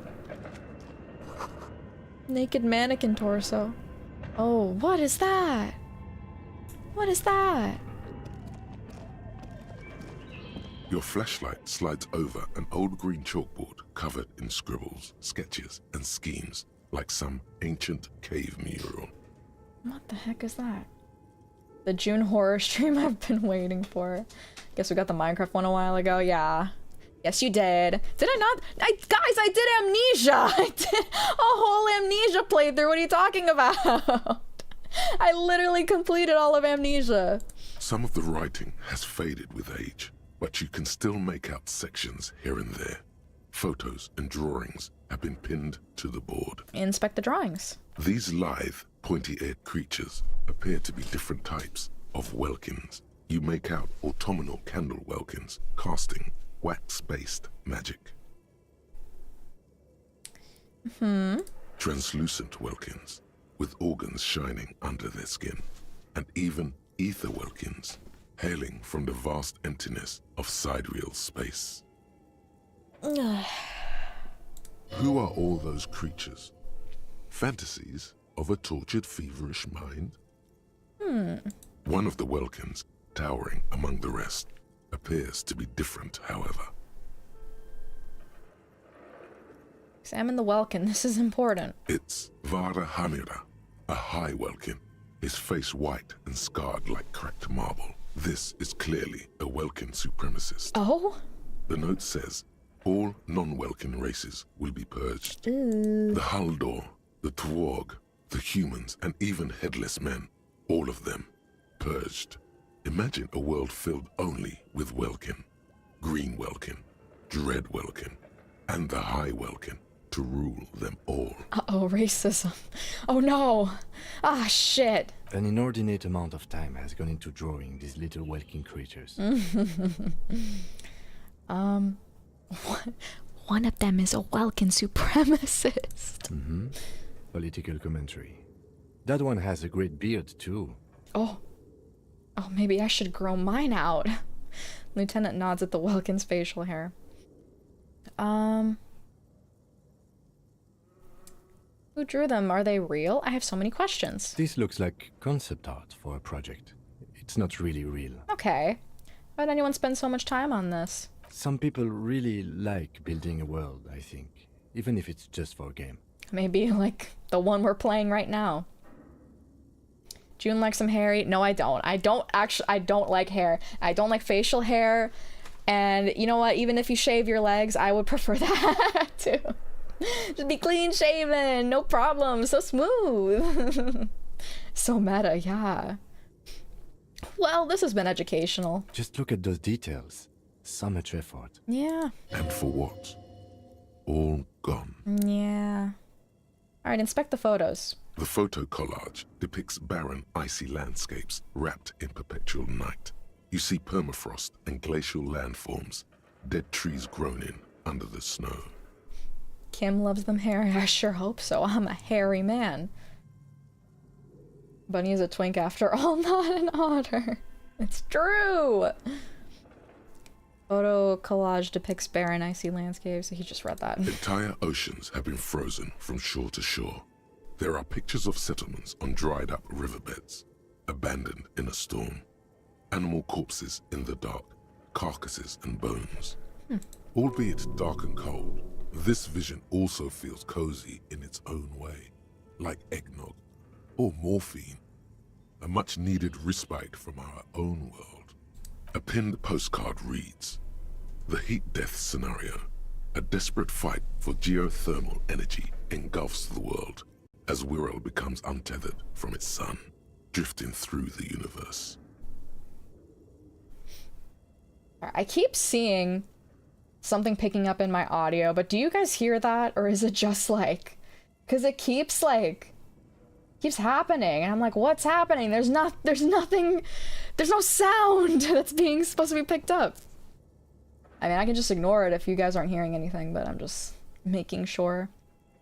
Not anything? Okay. Some background noise.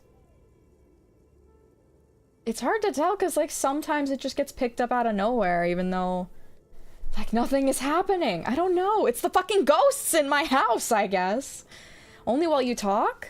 Let me see. Maybe if I do this. I don't know. Is that any better? Maybe put it to here. Is that any better?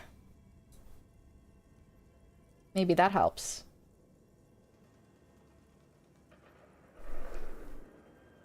Very quiet. I have you at max volume.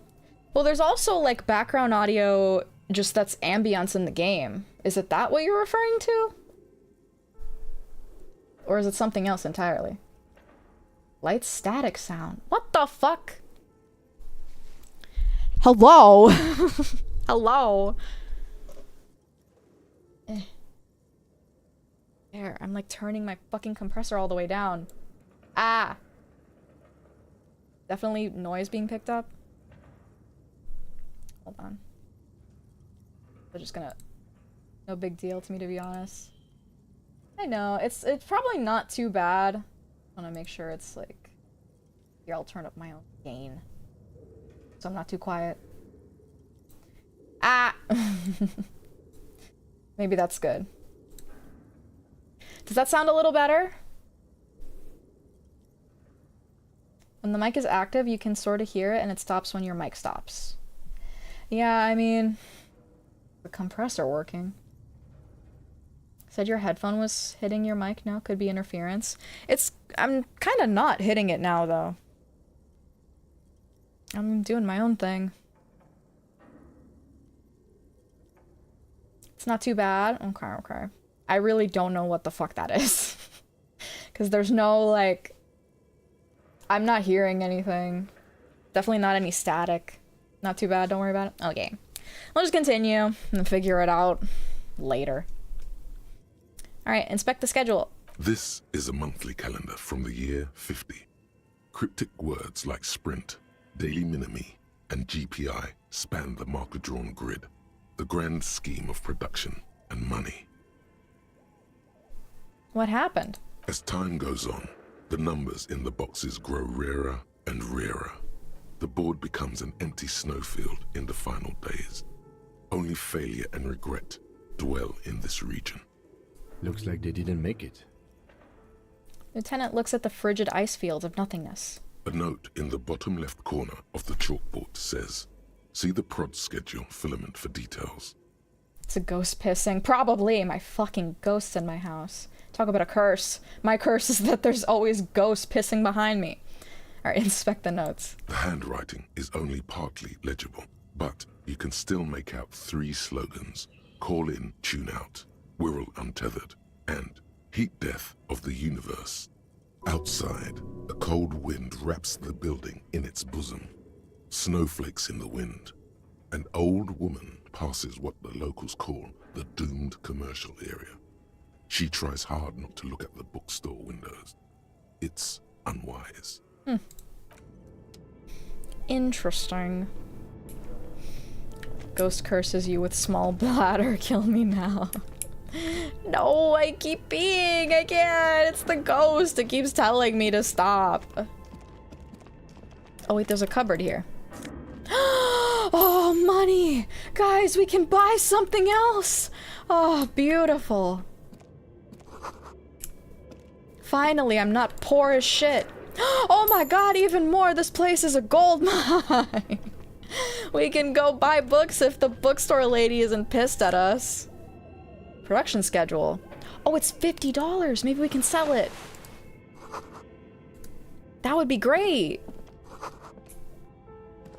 We're not poor anymore. Just looking around to see what else we can highlight. What is in here? Did we come from here? No, that's not where we came from. Alright, anything else here? Developers of the most advanced RPG in the universe. Oh, well, look at that. This old fireplace is covered in lines drawn in blue and red marker, the mesh spreading over the stone like blood vessels on alabaster skin. It looks ghostly and strangely ancient. That is true. We do have to pay for our room bill, though. I forgot how much that was. Probably not $7. Probably a lot more than $7. A diagram for summoning some time-forgotten being. The symbols seem very esoteric. What am I looking at? Radio frequencies, it seems. UKV 123.6, UKV 123.7, UKV 123.9. Some written notes, too.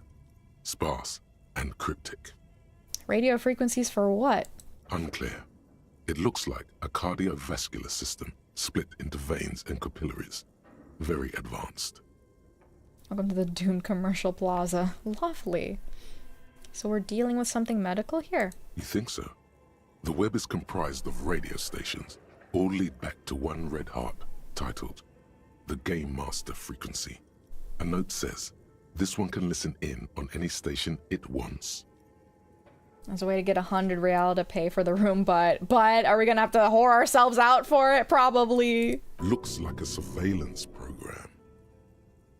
Who's the game master? Someone very important. The leader of a massive on-air game built by these people. Sorry, I can't not see Anna Alouette in this portrait. It's too funny. If it's a game, then who's playing? Whoever decides to call in to a call-in station, it looks like. Oof. All of this is gone, left unrealized. My God. It's as if the less money they had, the more ambitious their project became. Why do you say that? The schedule. I know Dune when I see it. The company was running out of funding. What else? Nothing. It's just lines on marble. An echo from times long gone.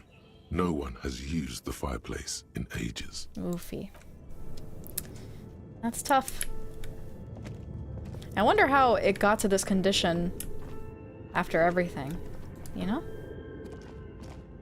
This appears to be some kind of machine with a cube-shaped heart and a wired framework. The keyboard has a rectangular on-off button. A piece of paper still hangs from the printer. What does it say? A radio computer. Just sitting here without anyone inside. He sounds surprised and a bit cautious. Do you think I should turn it on? We have one of these down at the station, but I never really learned how to use it. Turn it on. The machine lights up like some prehistoric animal stirring from its slumber, revealing fluorescent play and print keys on the keyboard. The hatch on the machine's central compartment is wide open.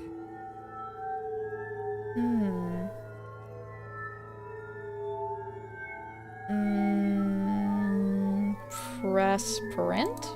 Nothing happens. Play? Nothing happens. Look inside? It's empty like a beehive without its brood. Some cables have been left dangling, disconnected. The filament you have would fit perfectly inside the compartment. Oh. Oh, the production schedule. Well, I want to press play again. Nothing happens. Dang it. Okay, let's insert the production schedule. Like a smooth draw, the filament slides into place. On the keyboard, the play key starts blinking. Oh, nice. Let's press play again. A bar of fabric right above the keyboard starts producing a soft hum. The sound of static seeps through the machine's planar magnetic driver. Oh no. It was already glowing and now it's also making a sound. It's probably some alien CO-like technology. It's a computer. The static gets louder, slowly filling up the abandoned hall, until a voice speaks out, crackling and old, cutting into the air. Are we doomed? Oh no, we're getting doomed. Good afternoon. Fortress accident en rue de Saint-Ghislaine. This is East Insulindian Repeater Station 1. Please repeat. Is this the production schedule? What the fuck? We called Fortress Accident previously. That's all for now. What is the production schedule? The filament you have inserted into the reader. You mean the glowing thing I put inside? Yes. Is that the production schedule? Yes. Good. Please repeat the password. Fuck. You should ask her for a hint. Oh, is it my birthday? This is the police. I'm really bad at passwords. Can you give me a hint? Is that gonna work? No. Is this my birthday? Still no. Well, this is the police. I am contractually obliged to protect the privacy of the filament holder for stress accident. Without filing a warrant with Lintel, I cannot give you access to this filament. Okay. I'm afraid we are not doing that, unless we want to wait for a month. Oh, great. Now, can you please repeat the password? Do you think the password is around here somewhere? Received. I will register this login attempt. Oh, great. That sounds bad. A login Attempt. attempt. We're gonna have Something limited amount of criminal. attempts. Don't worry. Passwords have a way of turning up sooner or later. It just has to be in this room, you know? Fortress accident is there. Alright, that's it for now. And goodbye. Tiles on the cube are still smoldering. Alright, I'm gonna take a look around. Yes, you have to say something? Okay. What do you think is going on with that computer, chalkboard, and fireplace? Failed business, only question is what the hell are they making? Undercover counterintelligence program. Might have just been a failed business. Yes, that is the question. The lieutenant takes a step back, steepling his hand. What the fuck does that mean?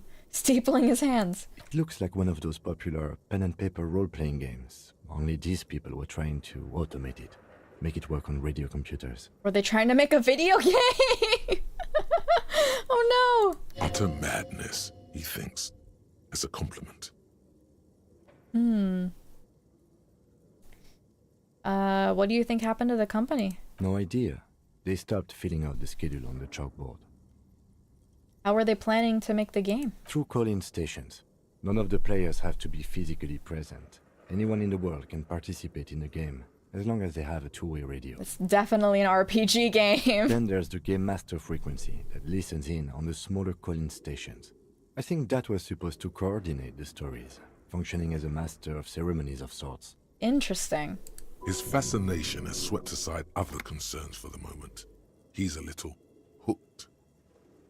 He really likes this. Has anyone ever done this before? Not to my knowledge. They make automated games in Graz, Messina, Königstein. You know, places with industry. But I don't think anyone has attempted to create an inter-isolary game before. We just don't have the technology. And this was a role-playing game? Indeed, those Welkins are a dead giveaway. Role-playing people love that stuff.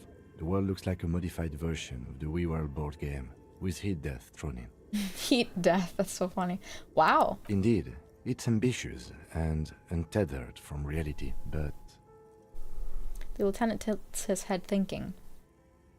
World is cold and lonely. This wouldn't keep it company. Let's finish it.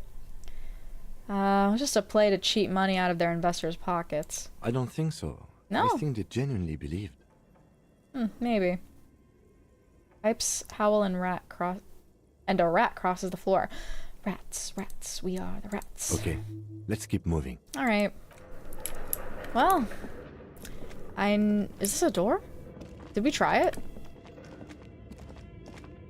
Oh, we can go out. No, but I want to go back in, because we missed something. We missed a set of steps. Kim would love Baldur's Gate 3. I'm sure he would love just romancing all of the candidate options. Heat death is what happens when June starts losing Monopoly to Oh, fucking heat death her. What is this? An iron safety curtain curves before your eyes, folded like a bellows. It covers half the room, blocking the way into a colossal industrial chimney. Knock on it? What an odd thing to do. Nothing happens. Knock on it harder. Still nothing. No Even one's harder. home. Those Oh, curtains prove to be shit. surprisingly sturdy. Your fist hurts now. I need to not do that. Can you please try to refrain from attacking random things? I'm sorry. I'm sorry. I want to see what's on the other side. Why do you think there's something on the other side, necessarily? The lieutenant asks, but you can see a spark of curiosity in his eyes. In any case, there's no way we can get in right now. Let's investigate further. Oh my god, I can keep going. Alright, I learned my lesson. I need to keep my health in check. Oh, jeez. Shoes in a puddle of melting snow. Has someone been here recently? Or is it dried up? If it's still wet, I'm concerned about if someone has come in here. Is that everything? Oh, there's cans. Yeah, what is that? Postcard. Okay, nice. Is that everything? Seems like it. Alright, we just got in here just to get hurt for no goddamn reason. Alright. Further north? Really? Where? Where is further north? So I don't see it.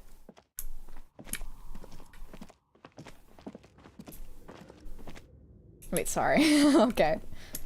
Surprised Kim just didn't just sigh and rub his temples.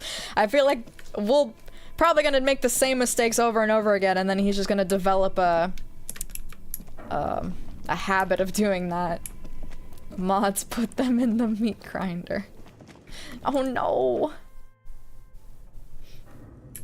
Alright, there's- oh my god, that's terrifying. It's a refrigerator! You see a terrifying ice bear with a strange compartment in its belly. The door is covered in frost, and the bear's eyes are glowing red. What the fuck? This ice bear is a hypercarnivore. Hypercarnivore. Be careful. That's so fire. I wish my refrigerator looked like that. What is this thing? It looks like a giant ice bear. The lieutenant doesn't answer. His eyes are glued to the animal. A sharp slice of light shines out from its mysterious belly door. Yeah, there is. Crack A open the gust door. of freezing cold air rushes to greet you. You hear a low grumble as the bear regulates itself. This is the inside of a refrigerator. It does look like it's hooked up to something. There's wires coming out of it. The lieutenant takes a peek inside. His hand has found the holster of his gun. Relax, Kim. It's a fridge. Of course, just a giant ice bear-shaped fridge. Oh my god. He relaxes his hand, his face bathed in a harsh light of the open fridge door. Let's take a look inside. He's so silly. The shelves are empty. All you see are crumpled ice cream wrappers with the brand name, Revachol Ice City. A handwritten note has been attached to the door. The fridge is huge. The Pepsi Cola bear, if anyone remembers those commercials. Yeah, the ones that are now AI generated. I do remember those. Goodbye, Pepsi. No. It wasn't Pepsi, it was Coca-Cola, right? Pretty sure it was Coca-Cola. Definitely Coca-Cola, the one that had the bear. But yeah, goodbye, Coca-Cola bear. Gone but never forgotten. Alright, take the note from the door. You pocket the note and the little fridge magnets keeping it on the door. Oh my god, free fridge magnets! Examine one of the ice cream wrappers in there. A friendly cartoon bear smiles back at you from a glossy cellophane wrapper. It looks nothing like the fridge. Does this have anything to do with the game developers in any way? I don't know. What is a giant bear-shaped fridge doing in an abandoned cellar in the first place? Good question. It looks like an ice cream fridge. Lieutenant reaches for one of the wrappers. He studies it in the light. So they tried to sell ice cream from this hyper-carnivore? I know. What an unfortunate marketing choice. Okay. What is even worse, the bear is still costing them money to this day.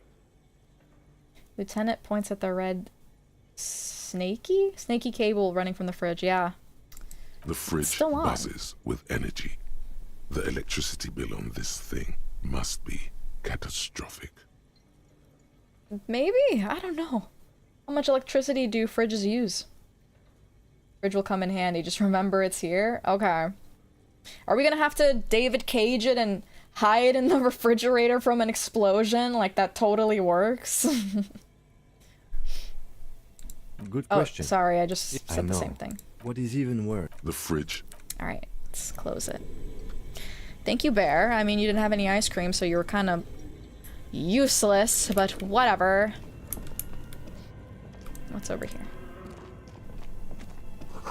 Wondering to get June as a marketable refrigerator. How would that even look? Weird, odd merch choice, honestly. Hide from a nuke like Indiana Jones. For sure. A thick layer of coal dust covers the furnace, coloring it pitch black.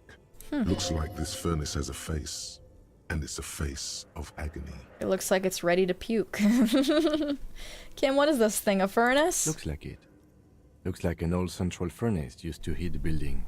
It's connected to the chimney. He opens the door and gingerly peeks inside. No one has used it in ages.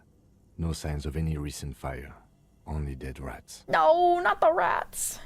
Look inside. It's dark and grimy here. In the darkness you can hear chatter.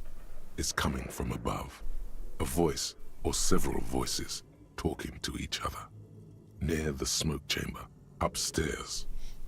I'd buy 100 June will be everything in my house.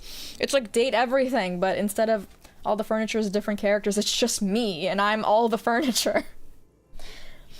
I feel like if any, out of any furniture I would be, and I include appliances in furniture, honestly, it would be the toilet.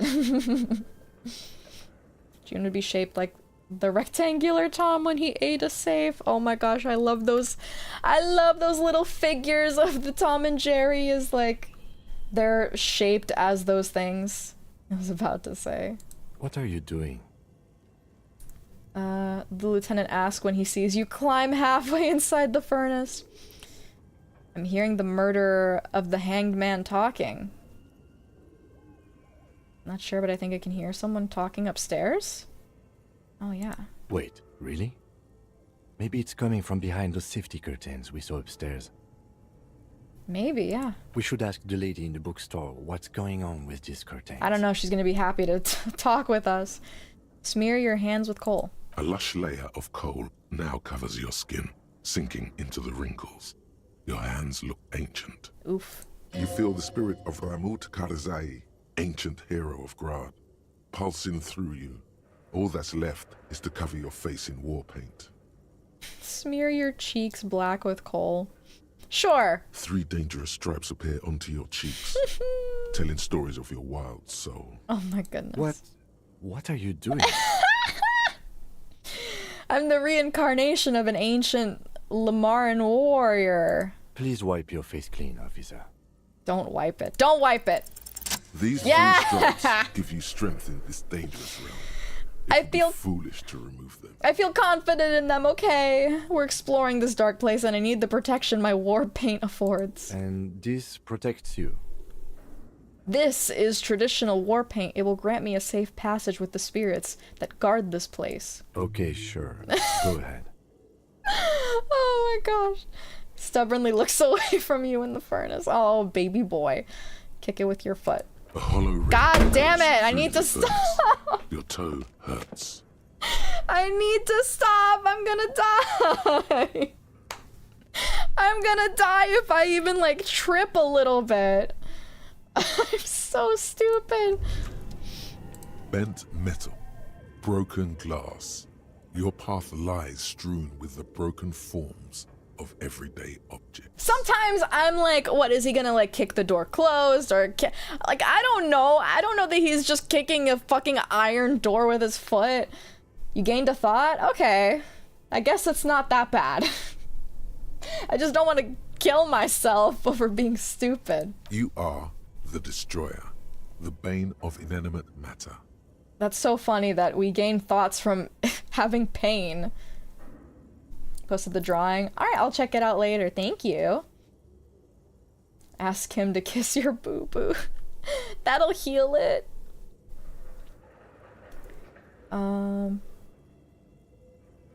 Gaze upon me, stuff and despair. I'm just a disempowered individual trying to take my dispowerment out on everyday objects. Yeah, I rip shit apart. Gaze upon me. Kudos.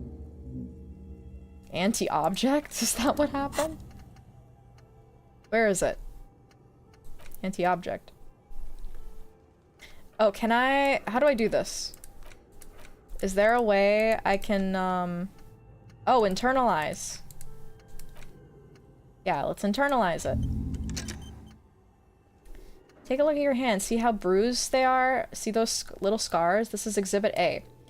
The material world is holding you back. Containers, mailboxes, doors, chairs, they're all your enemies.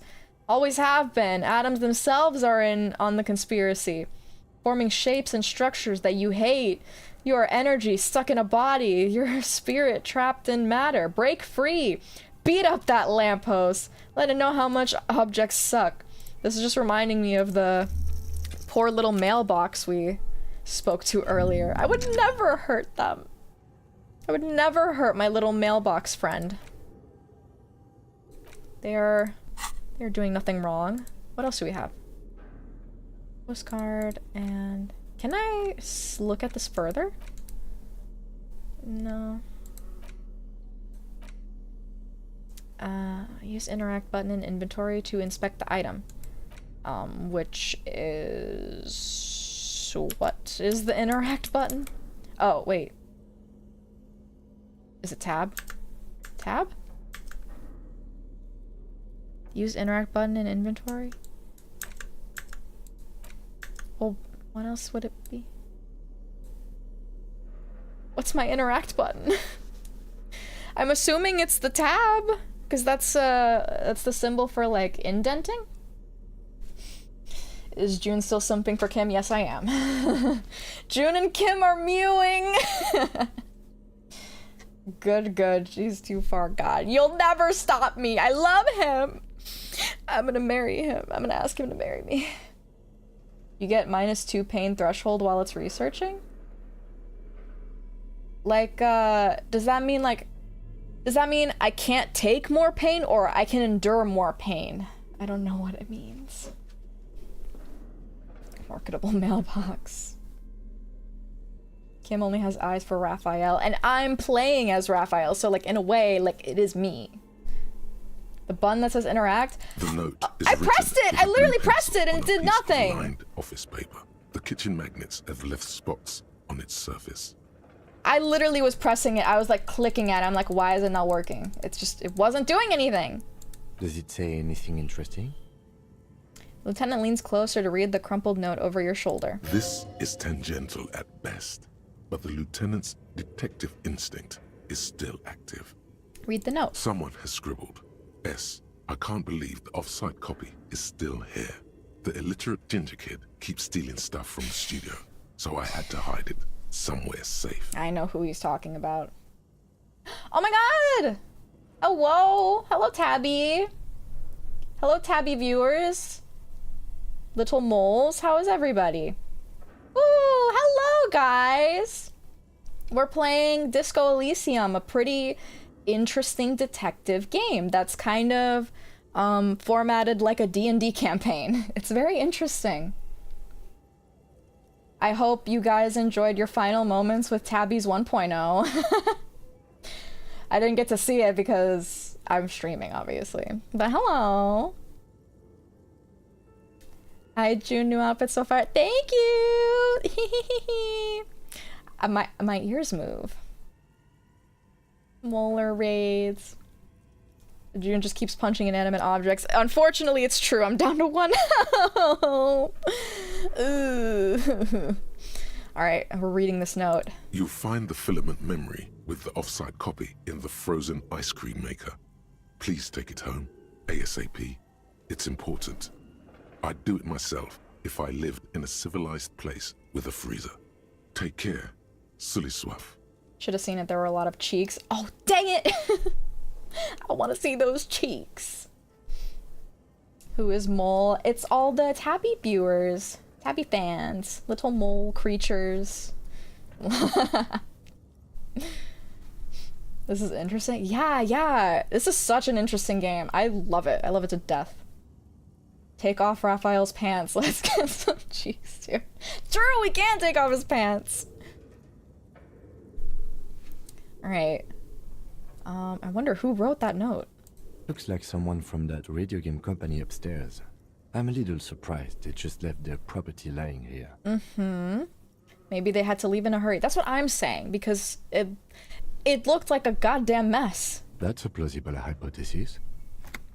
Remind me again, what's a filament memory? It belongs inside a radio computer, storing its memory. It's like a tape.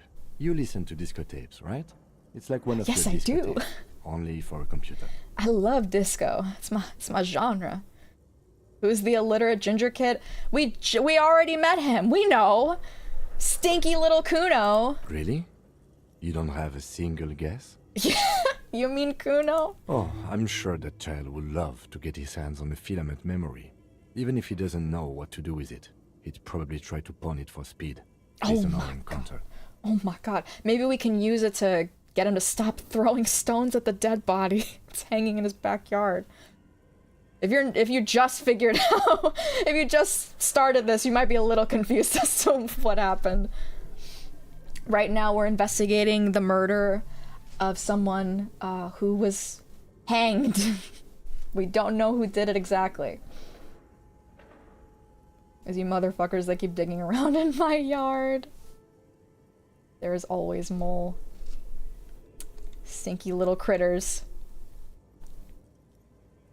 Do you have any idea where the frozen ice cream maker could be? I don't know. I assume it's somewhere close to the Ice Bear fridge. Alright. Well, let's take a look by the Ice Bear fridge. Yeah, there's this giant refrigerator that is shaped like a little polar bear. What's this? Ice cream maker. Oh. Defrosted and unplugged. So were they making their own ice cream and then selling that in the Ice Bear fridge? Interesting. Or I guess they didn't even sell it because, like, it's been here still. Take his pants off? Alright, fine. Oh my god. It's cold in here, guys! It's cold in here! What do you think? Is he gonna say anything about my pants? Yes? No, he doesn't care. I'm sure he's happy to look at us. Get out of my way. Nothing else here.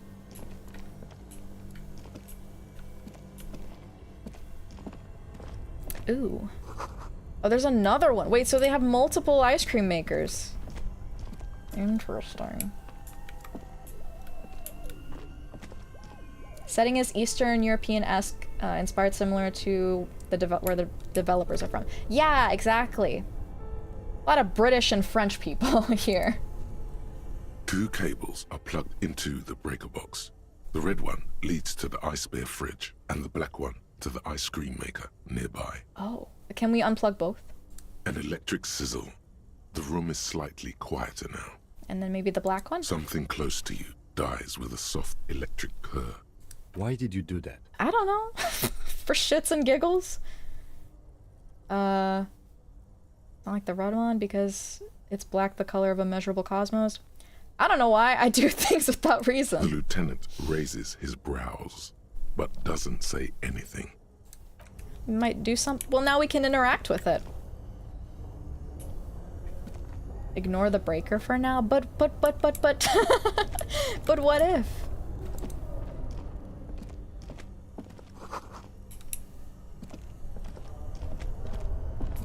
Is their gimmick just sell shit out of an Ice Bear fridge? Honestly, that's what it seems like. This orange machine is dead still. It has a hand-cranked ice cream churner and an electric freezer. The ice around it slowly melting. Can we try to crack it open? You slip your fingers under the frozen lid, but the ice is too cold for you to get a good grip. A pry bar would come in handy here. I think we have a crowbar If you on want hand. to try again, then you need to have the pry bar in your hand. Oh, that is a fucking creepy ass portrait. Oh god. Equip the pry bar. Okay, I get it. Equip the pry bar. From there, you can equip it to a held slot. I'm not that stupid. I have it.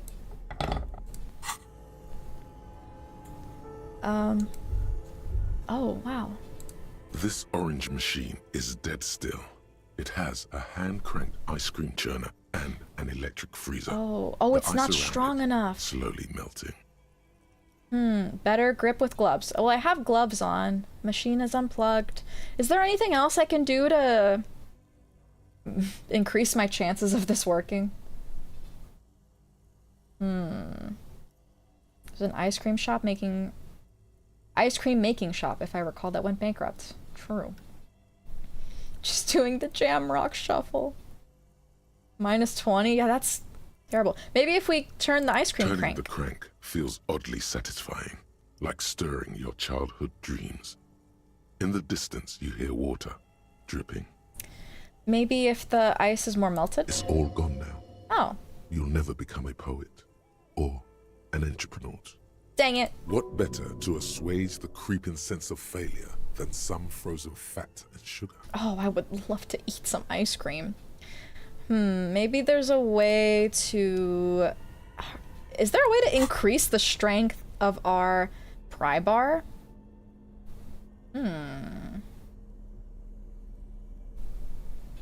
Open locked containers. Okay. What is this? Money and a fire extinguisher. Oh, that's a health. That was a health. That wasn't a fire extinguisher. All right. Well, I'll definitely put that on. Thank you. And there's some stairs as well. Oh wait, I don't want to exit yet. Why is your health so low? I don't want to talk about it.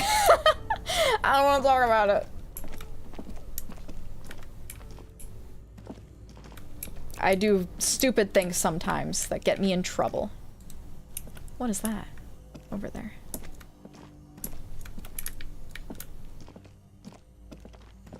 You get a better item soon to open it, but it's later in the game? Okay. I don't want to risk breaking mine in case I need it, you know?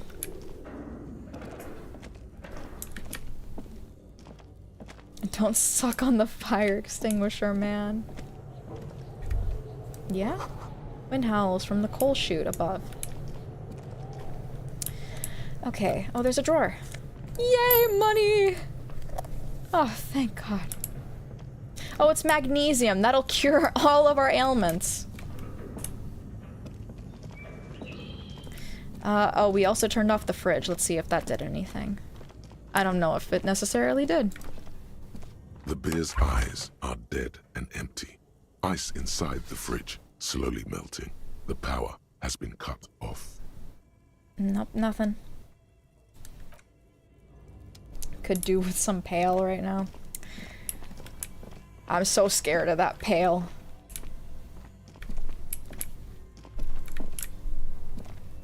Do the hard stuff? Oh, there's even more harder stuff that we could do, but I'm actively avoiding it. Okay, a rat! A rat! I don't think there's much else for us to interact with here. We could probably go back, ask, that lady about some stuff. How do I get over there? Is there something? Can I walk across this? Or no? Because there's this thing I can interact with. Oh, I didn't see that. There's a whole room here. 2 rusty rifles are hidden above the piping. They look inoperable. Someone has stuck some busted guns beneath the ceiling. Why are there so many guns here?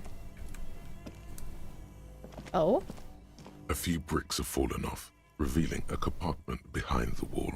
It's too dark to see in. Wonder why you didn't walk back there. I can't see! I have poor eyesight.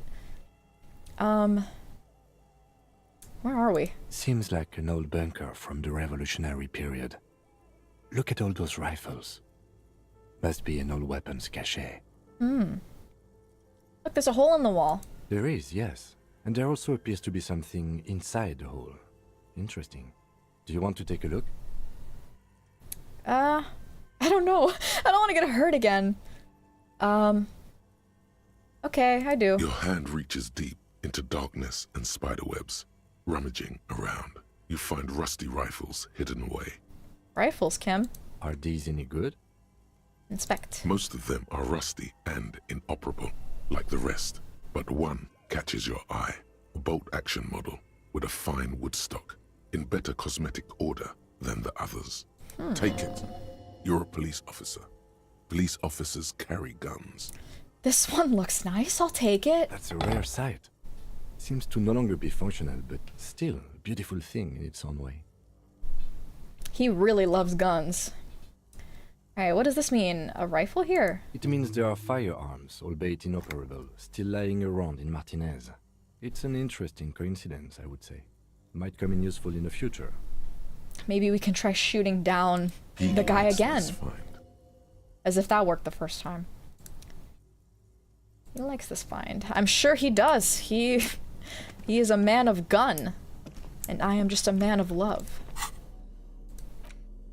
Oh my god. A rifle.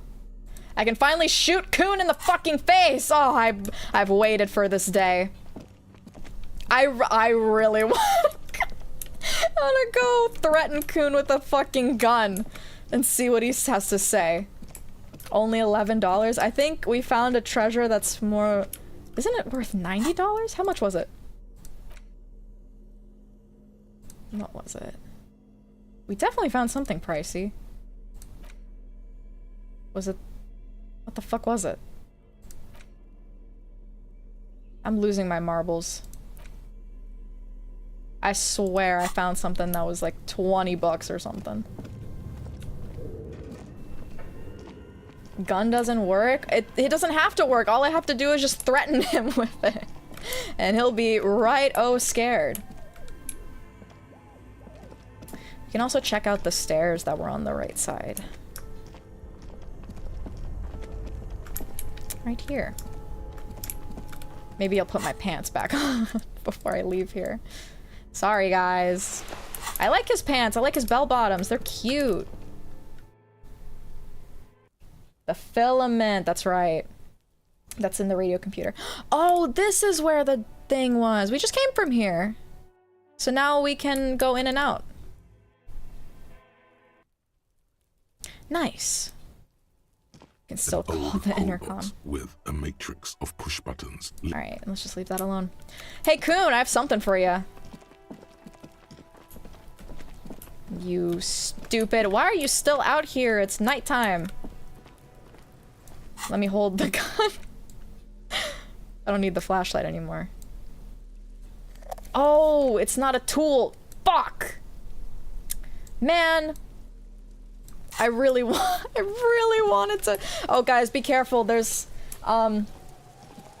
sensitive material. Be warned. You have been warned.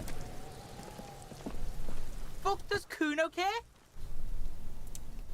I found your shack. You found Kuno's secret door to Kuno's secret shack. It was closed for 5,000 years. How the fuck did you get in? I phase shifted through the roofing material. Shit. Get the fuck out of here. You can't do that. I'll do whatever the fuck I want. You can't do that, Kuno. He's trying to fuck at you again. I will literally shoot you with my gun. Pigs can't displace. Can't do that teleport shit. Kuno outsmarts you pigs. God, I hate him. I hate his little face. How did you like it in there, pig old boy? Kuno's got a lot of cool shit there, right? What's with the pig head? Oh, that? Kuno decapitates pigs. That's just a Kuno demo tape. Sure you do. Were you trying to send a message of some sort? Yeah, to the both of you. Watch your ass in Kuno's town, or Kuno's gonna fuck your head off. Oh my goodness. Found a plate covered with powder residue. Know anything about that? That's where Kuno gets his daily hit of electric. Kuno Shazam. Kuno rides the fucking lightning in there, pig. Like, does he actually, like, do drugs, or is he just saying that to make himself look cooler than he is? Maybe a little bit of both. Bet you'd like to ride the lightning too. No, I do not. You? You feel tired and old, but you could have that sparkle in your eyes. Nope, I don't want it. What's with the tube of magnesolum? Magnesolum? It's a vitamin, pig. Don't you know anything?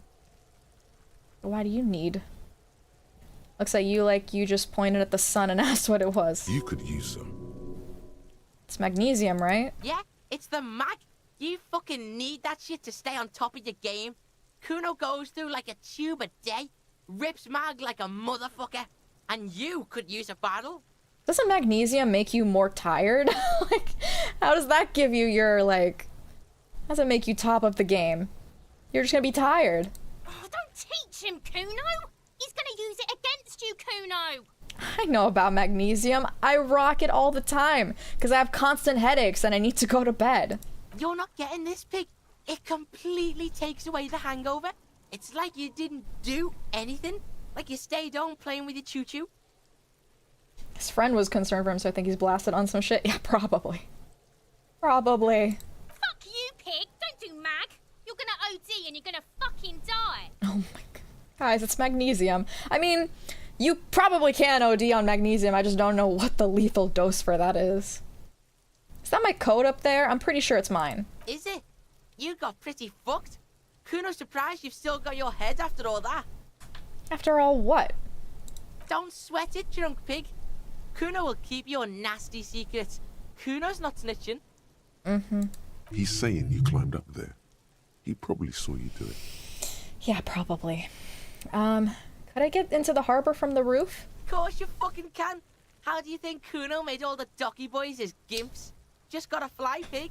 I tried that. It didn't go so well. Kuno knows. Kuno and C saw you shit yourself. It's okay, pig.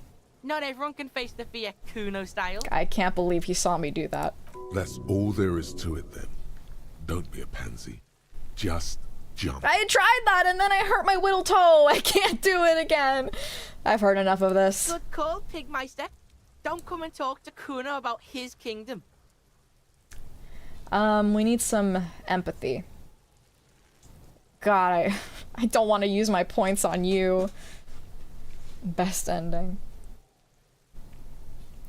You can actually share a nice cup of tea with the girl? Really? I want to try. Can we... fuck do you want? Okay, I don't want to. Pigmeister? All right, Kuno leave me alone. Hey, I have something for you. Kuno, the pig's getting pretty close Take to me. one step closer. Looks like it's time for me to go, Kuno. Pig's come to take me in. Yes, I have. She means it. The fear is real. I just want to ask you some questions. I'm going away for a long, long time, Kuno. Going away for life. What's going on there? Fuck are you trying to pull, pig?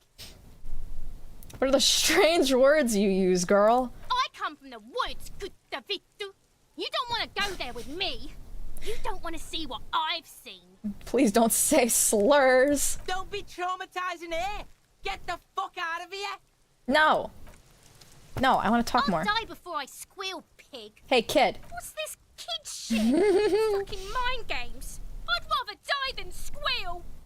Get the fuck out. Oh my god, you're so annoying. I'll die before I squeal. Child, converse with me. Murder was the case they gave me.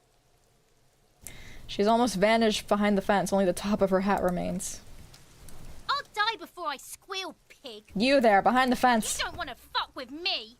I got my hands bloody. I'm not here, pig. You're not seeing this. You can still see the top of her hat from behind the I cannot wait to shoot these kids. Don't clip that. Oh my goodness. Oh, I'm still using my ring finger to press shift. All around you, rain falls on the great city of Rivershot. Rain drips from the eaves and floods the gutters, washing the filth away. This is a great view of the town. The spring thaw must be here. The snow is melting. So it looks like the building got fucking destroyed here. I wonder what happened to it, and when did it happen? Looking up at the sky, cold water dripping from your hat. What do I see? Grey sky like great battleships. clouds colliding with one another. Rain falls down on the world. How does it feel? Your shirt sticks to your chest. The shoulders of your disco blazer grow heavy. The cold finds its way in under your skin. You shiver, and the city shivers with you. Oof. You're not dressed for this weather. You should get an overcoat or a patrol cloak. I would like to, but my police battalion hates me, and my coat that's by Kuno's place, I can't jump to. What's in the west? Sheets of rain over the water. A flight of stairs leading into the ocean. Wave after wave washing the coast of Martinaise, with its motorboats and gently swaying reeds. The ruins of a half-sunken sea fort crumble on an inlet beyond the Bay of Revachol. Ghosts rise into the sky. Who are you, ghosts? The skyscrapers of La Delta, the financial district. Faint golden light seeps from the office windows. Will you ever go there? Will I? No, you are just one of the hundreds of thousands who watch them rise across the bay from Martinaise every day. What is down the shore? Urban coastline, rain dripping off Eternite-covered roofs. Cinder blocks left over from half-finished construction. A defunct research and development building, once seized by revolutionaries. An old wooden church stands on stilts above the water. And beyond that? Coal City, end of all lines. Run your fingers through your dampened hair. Your hair is an oily mess flecked with ash from neighboring coal plants. Smokestacks rise somewhere in the distance. Revachol, my beloved. It's in the east. There's a fleet on the corner. A plastic coat is folded into a small triangle under the counter by the window. Beyond that, the strike breakers have gathered. The great gates of the industrial harbor are locked. A chill runs down your back. You shudder like an animal trying to shake water from its hide. Clench your teeth and stop shuddering. Behind the gates, heaps of supply crates, red and blue metal shipping containers, slick with rain. The Greater Revachol Industrial Harbor is an artificial mountain range. Immense wealth resides within, and immeasurable poverty in its shadow. And beyond that? La Ducienne, King Dries passenger harbor. Cruise ships flanked by dock arms. Cranes watching over the mouth of the river distributary. What's across the distributary? Couronne, the lower middle class. Distributary after distributary cuts the city blocks in half. 7-story buildings trail off into the rain. What's beyond the Coron? A silvery curtain of rain over the houses. The class divide.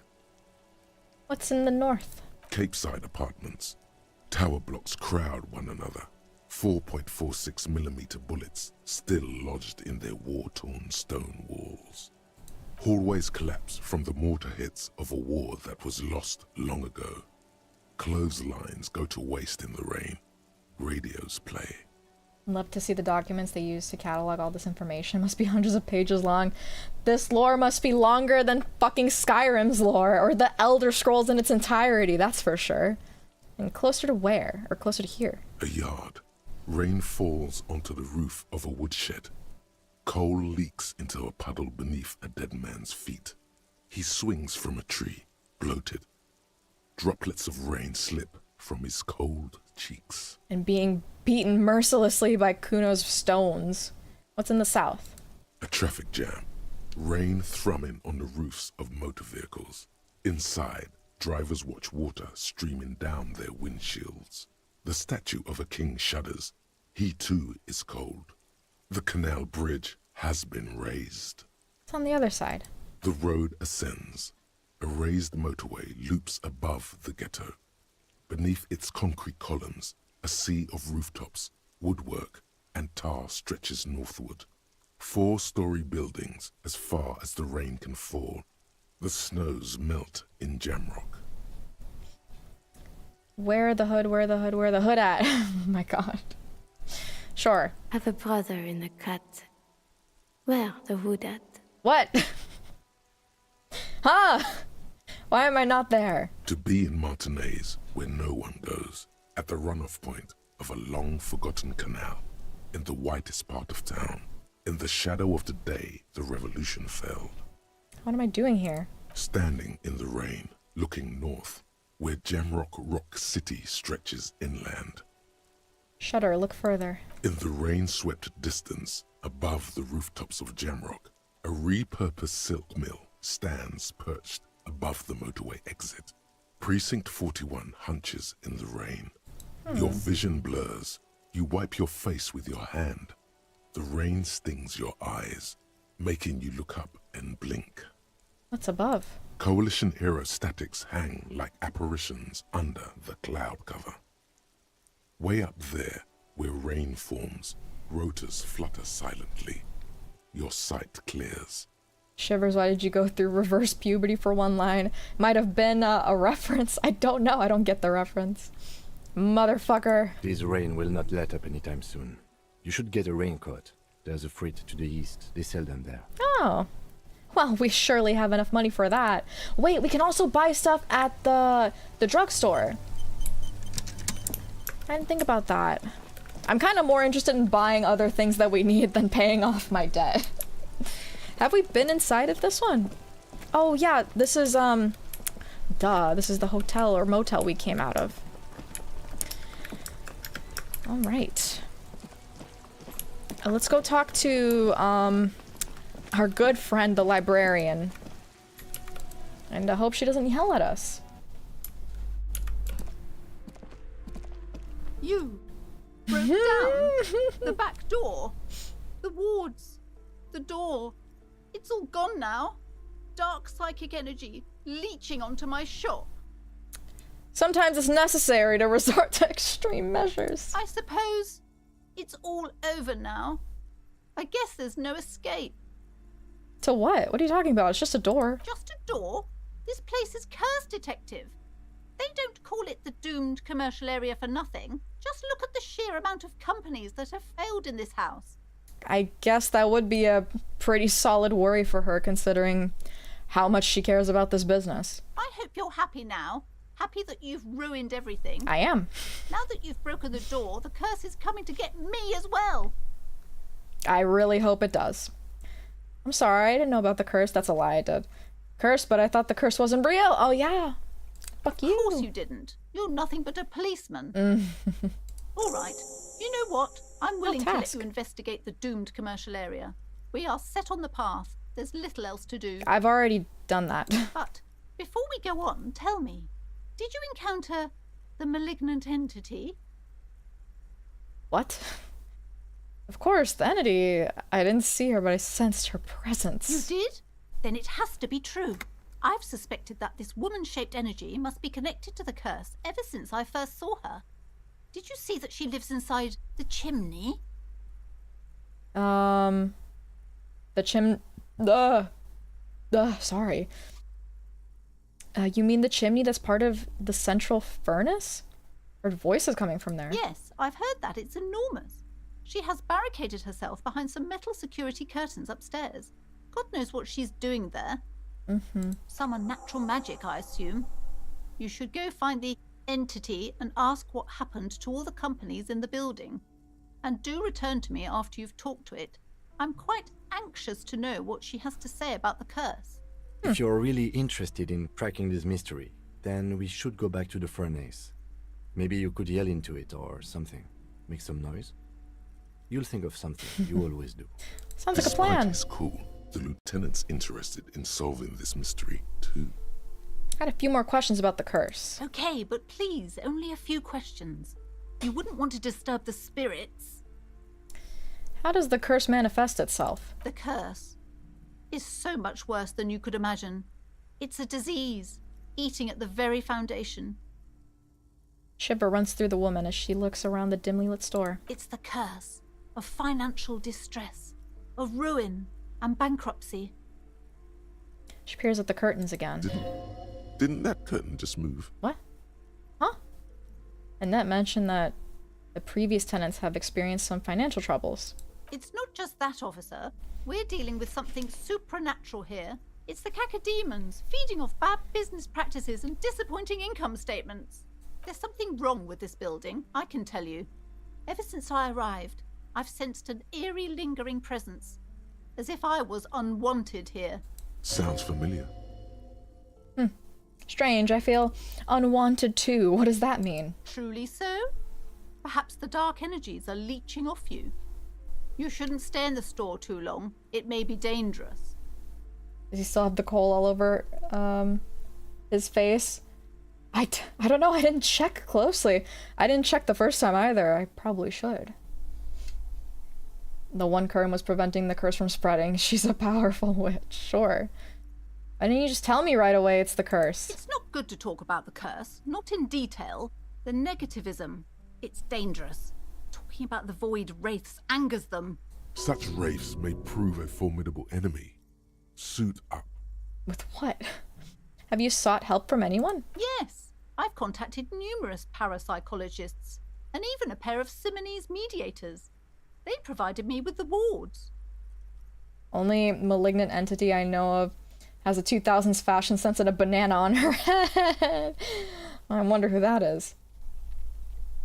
The wards help to keep the doom at bay and protect us against the darkness that lies further in the building, even though now I fear it's not enough. Is your pendant part of the ward as well? Oh, this? No, it's a special Himian amulet, blessed by desert pygmy shamans, with a spell of compulsion. It's to compel people to buy books. Oh, great. There are numerous spells cast throughout the store. I had the books anointed with a different inducement spell, for example. It's guaranteed to boost sales 15%. It's like the amulet I wear in Skyrim that gives me more speechcraft so I can sell things for higher prices. I understand her now. What about the wards in the back door? Are these Simonese as well? Yes. The Simonese are very crafty, and their wards are extremely powerful. Lesser wards simply won't do here. Explains the fish heads? Yeah, I guess so. Alright, never mind, I had other questions. Just kidding, I don't. Okay, I am gonna take a quick little pee break. I'll be right back. Enjoy just staring at Kim and Raphael's beautiful bodies. BRB.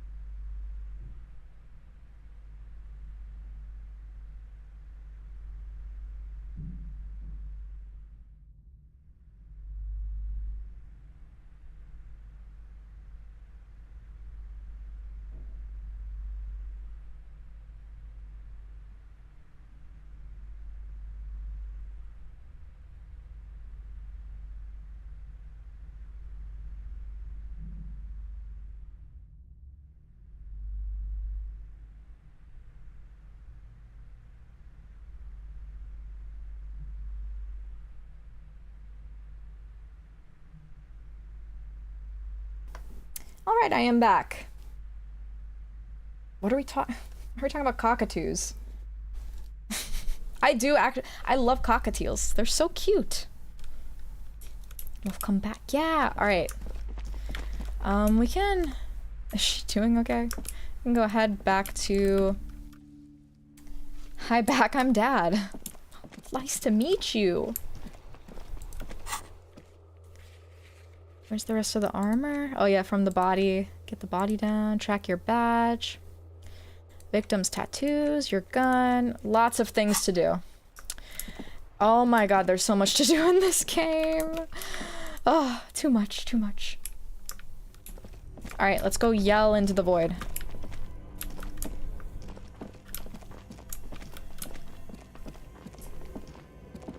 Hello! A thick layer of coal dust covers the furnace, coloring it pitch black. Yell hello into the furnace. Something breaks loose in you. A mighty bellow echoes throughout the chimney's depths. The chatter of tiny voices above suddenly cease. Then... Imagine this kind of game would have multiple endings. I'm pretty sure it does, yeah. Dead body and missing police equipment are much less important than the ghost. Hello? Oh, hello? You've awakened the entity. This is the police! I've summoned the ghost of this doomed commercial area. Answer me, spirit. Hello, are you there? Speak to me. Hello? Did you say anything? I can't hear you. Please come upstairs. There's a safety curtain on the second floor. Oh, they were in the safety curtain area. You hear a low rumble upstairs. The sound of a curtain being pulled aside. Awesome. After you, officer. Yay! We did something! Let's go!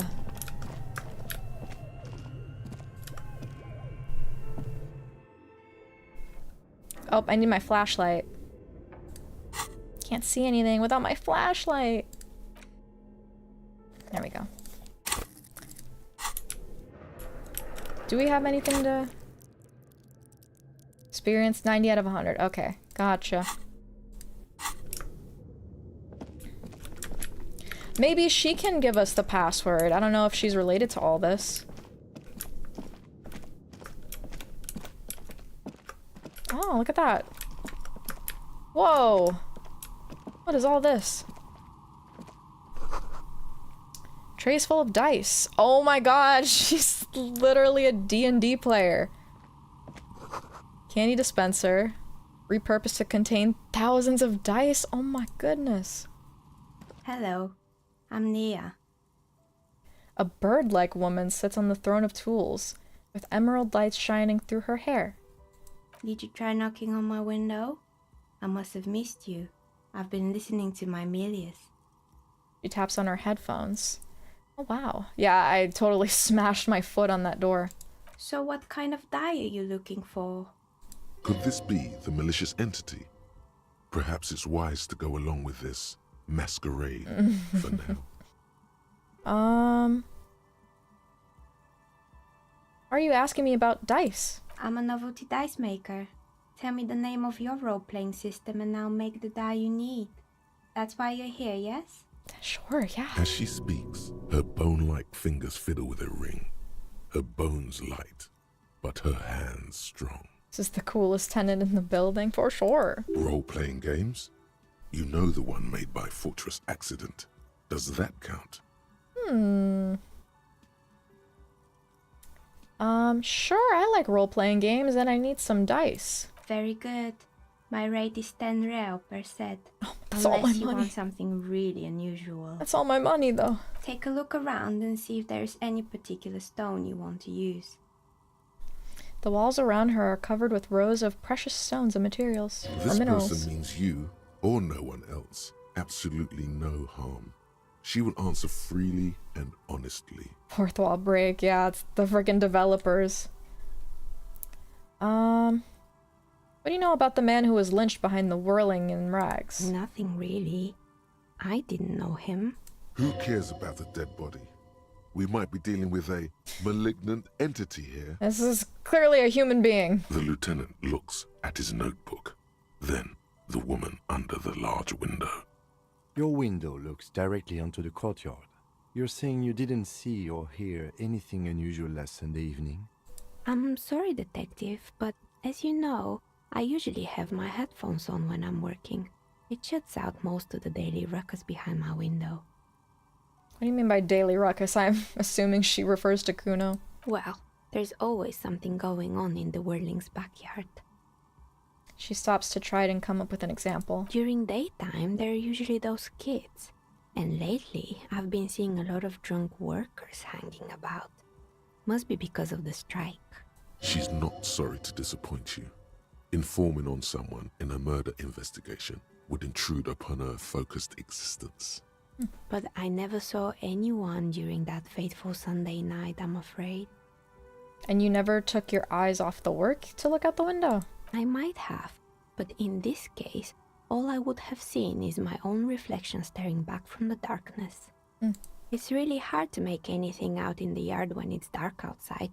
Besides, I rarely get up to look out the window when I'm in the zone. Do you often work Sunday nights? It's an odd profession, making dice for people. But I like it, and I prefer doing this to sitting at home. I see. Well, thank you for your answers. She nods. Anything else, officer? What is this place? We're inside the chimney of an old central furnace. It's strange, I know. She looks at the ruddy bricks that make up the walls. Even though they've been repainted, there are still signs of coal black soot here and there. But when I arrived here, all the other rooms were taken, so I had to build myself a makeshift home. Besides, I don't really have to pay any rent here, so that's a plus. Nice. Plaisance was right. There's an entity living in the chimney. You should ask her about the curse. Creative. Lieutenant looks around the spacious room, its ceiling fading into shadows above. I heard this place is cursed. Did you know that people called it the Doom commercial area? I've heard the stories, but I don't think those stories are true. How do you explain what happened to all those companies then? It's just capitalism. We only hear about tales of success, so it's often surprising to realize how many ventures actually fail. That's pretty true. Paisance is the one who sent me. She's convinced that this place is swarming with malicious energies. Plaisance, the bookshop lady? I've heard that her business is doing rather well. Have the energies spared her somehow? Actually, the bookstore isn't doing that well. There are hardly any customers, and she has to exploit her own daughter to keep the company going. Oh, right. But it's not just the bookstore that's still up and running. What about the Whirling in rags? Some people say it's part of the building complex. Hold on, the Whirling Rig is part of the doomed commercial area? You could say so. Both houses were built at the same time and under the east of the Commerce Central project. Yeah, but it's still a separate building. The malicious energies can't reach there. And then there is me. She sighs, looking at her messy work table. All kinds of tools lie there, scattered, from knives to carving files to wire cutters. I've been here for 14 years, selling novelty dice to role-playing enthusiasts. Not exactly a million-real business idea, yet somehow I've survived despite the talk of malicious energies. Strange, isn't it? I guess so. It's because she's in cahoots with the demons. God, it's just a little shopkeeper. Paisance thinks it's because you're the source of it, a malignant entity. Malignant entity? What does that even mean? Some kind of sorceress? What about you, officer? Do you think I'm the malignant entity? I don't think so. The jig is up. The she-demon knows you've uncovered her true identity. Time has come to face the source. Fear not, for the forces of the universe are supporting you in this psychic quest. Is the chimney fully open? Like, is there just a hole down to the bottom there? I don't know. Starting to see that there's no curse, only business decisions and natural market fluctuations. Exactly. Truth is always so disappointingly mundane and boring. That's pretty, but correct. I'm glad we got this sorted out. Anything else I can help you with today? Plaisance is not going to like what you have to tell her. I don't care about Paisance. Shivers. Why hasn't her business failed? Do you know what happened to the other tenants? More or less. Are you interested in anyone specific? Oh my god, there's so many. What about the hair salon? Yes, I think it was called Androgynous Orlando or something similar. They weren't a big hit around here. Turns out that working class men don't like genderless haircuts. They're scared of that word. I mean, just looking around town, I feel like, yeah. You wouldn't like it either. The others would laugh at you. Wear your beard and hair however you want, brother. What's wrong with a bit of experimenting? The customers should have been more open-minded. Androgynous touch my hair, not even if my life depended on it. Guess I'm a simple man. I don't really have any opinions on hairstyles. Me neither. I just want it off my face. Tucks a strand of hair underneath her headscarf. What happened at the gym? It wasn't merely a gym. It was Artemiteps Boxing Club. A community project created to steer at-risk youth away from drugs and crime. Who was Artyom? A kind man from Zemsk. I heard he had some trouble with the law when he was younger, and that's why he wanted to start the gym, as his way of giving back. Maybe that's what Kuno needs. I was thinking the exact same thing. Kuno. Who's Kuno? Little ginger gremlin who likes to defile dead bodies. Oh yes, you mean the kid with the sailor's mouth. Yes, I've heard him yelling profanities in the backyard. Looks out the window. It's oddly quiet there at the moment. I think it would take more than a gym to help that kid. That's true. How did the community project work out? It didn't. If anything, it made the youth situation in Martinez even worse. At some point, someone started a rumor that the punching bag downstairs was full of amphetamines. Oh my goodness. You should have known it. Oh my god. Eventually, the coalition took away the funding and the club went bankrupt. This was a few years ago. It's gotten much more peaceful around the plaza ever since. What's up with the broken windows? Oh, this one's a mess. There used to be a company that promised to repair windows 24 hours a day. What could go wrong with this one, right? Who needs 24-hour window repair? How many windows are being broken every second? Turns out, the business was actually set up as a front for an illicit group that was producing snuff milias. Who would have guessed? And they never cleaned up the debris either. Now it's just littering the hallway and I have no idea how to get rid of it on my own. Very cool about the debris, but what's a snuff milieu? It's a sub-Rosa radio station that broadcasts real murders with real victims. Some people pay good money to get off on it. What the heck? What does she mean? Get off on it. Get off. Don't worry, the ACP has a separate division that deals exclusively with unlicensed sub-roses. This isn't our problem. Jesus Christ. Good luck with that. It's not easy catching those perpetrators. Did someone here make stuffed animals? I saw mounts laying around. You mean Mr. Fabron, the taxidermist? No, he mostly just did drugs. Oh, well, good for him, I guess. But what drugs exactly? I need to know what drugs he was doing for my police report. He got high on some weird taxidermy chemicals. I wouldn't recommend it to anyone. Eventually, they caused him to lose control of his bladder. Oh no. The smell was awful. Oh no. Even you can probably do better than that. You can almost see it.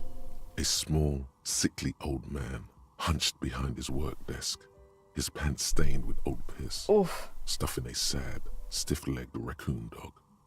The entire scene looks tragic. A lot of businesses need windows or doors repaired often. My buddy works in that industry. Really? But like, I feel like this is a way smaller town than they need for 24-hour repair, you know? June already has no control of her bladder, so that's not a concern. Nothing new to us. Found a creepy mannequin, or multiple creepy mannequins. There used to be a fashion atelier here, but I have forgotten the head designer's name. They were doing well for a couple of years, until the insect rights activists came. Oh, were they like using the insects for anything in their clothes? What in the name of...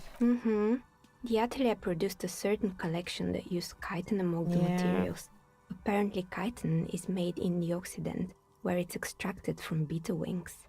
And you know how all kinds of political movements are big in the Occident. The activists shut down the biggest chitin supplier, which of course caused the price to skyrocket. And, naturally, all the most fashionable tastemakers refused to be seen in chitin from then on. The atelier went bankrupt before they could finish the collection. I'm glad someone took care of the little guys. I like insects. Really? Anyway. She looks at the windowsill where a dead fly is lying on its back, legs curled up in a bow tie. Oh, did she put a bow tie on him? Oh. Poor guy. Suddenly, you get a feeling that insects are important to the case somehow. It's hard to say why. Okay. Make a mental note of that. What's with the rotor blades and skis? They were made by a company called Slipstream. After they pivoted from making rotor blades to skis, their chief executive took off on a vacation with all their money. She rests her chin on her hand with an impish smile. Slipstream sounds like what every one of my streams is. She becomes a slip and slide of goon. Honestly, I think it's quite funny. I think he's still sending out holiday transmissions from Tulula or Tiumotiri or Hashtkor or wherever he is. Interesting.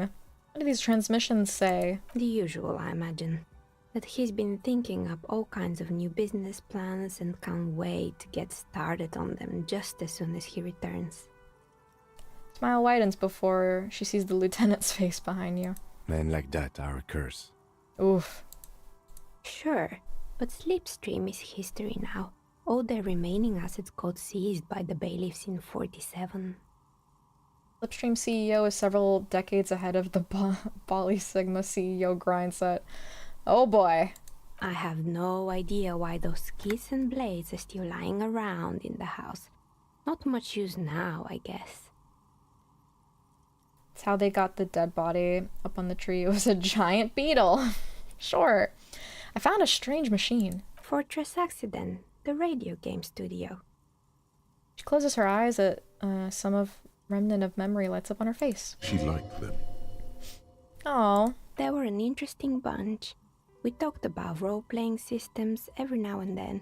Once, I even saw two of them get into fisticuffs over Wirral. They certainly took their work very seriously, even if they seemed to be chronically liberal with their schedules. I mean, they just did not show up to meetings or anything? The usual. They ran out of money and couldn't get the project done on time. What went wrong? Well, I did hear them talking at times. She looks at the hallway as if she can still hear them chit-chatting behind her curtains on a cigarette break. Oh. They seemed to believe they were historical individuals on some grand quest. From what I've seen so far, the project did look quite impressive. Yes, but when the money started to run out, they just began to complain a lot about capitalism. You know, how the markets are rigged to keep out new businesses and so on. In the end, they just didn't get it done. They didn't have enough willpower to produce something truly historic. And to show up to work on time. Yeah. She's right. Showing up to work on time is important. Truth. Showing up to work on time is hard. Shut up. No, scratch that. Showing up to work at all is difficult. Especially if you've been drinking. Well, I can see that.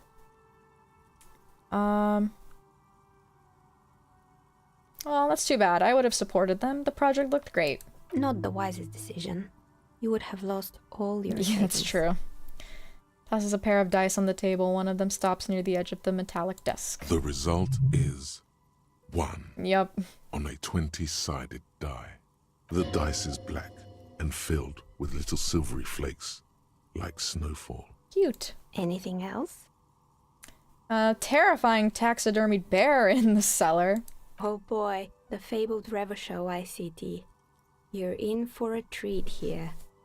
She smiles and leans close, her hands on her knees, like a stand-up comedian ready to tell a story. The place was owned by two guys who had some rather innovative ideas about marketing. The bear was one of them. Now ask me about their other ideas. This whole time you're just shining the flashlight on her face. I'm so sorry. I can't stop. My hand is just stuck here. What disconnected? God damn it. My frickin' keyboard all the time. Alright, what about the other ideas? There was really just one. And it involved picking out the prettiest girls in the neighborhood and paying them 20 cents per hour to man the booth. Oh, Jesus. And by man the booth, I mean slump behind the counter with a face that could maim you if you ever dared to disturb their bored magazine browsing. Sounds like she really didn't like those girls. Fritta does the same thing.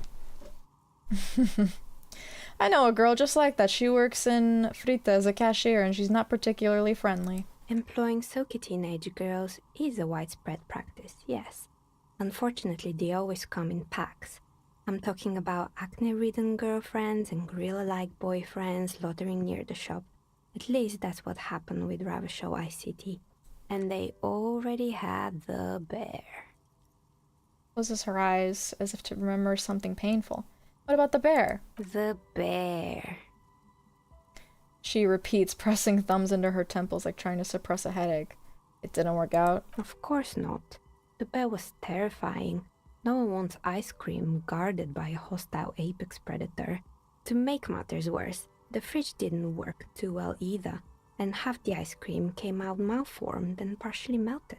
Oof. Eventually, Ravenshaw ICT lost the price war to its rival, Glacé 5000. Glacé 5000 sold caramel sundaes for only 5 cents a piece, out of regular fridges.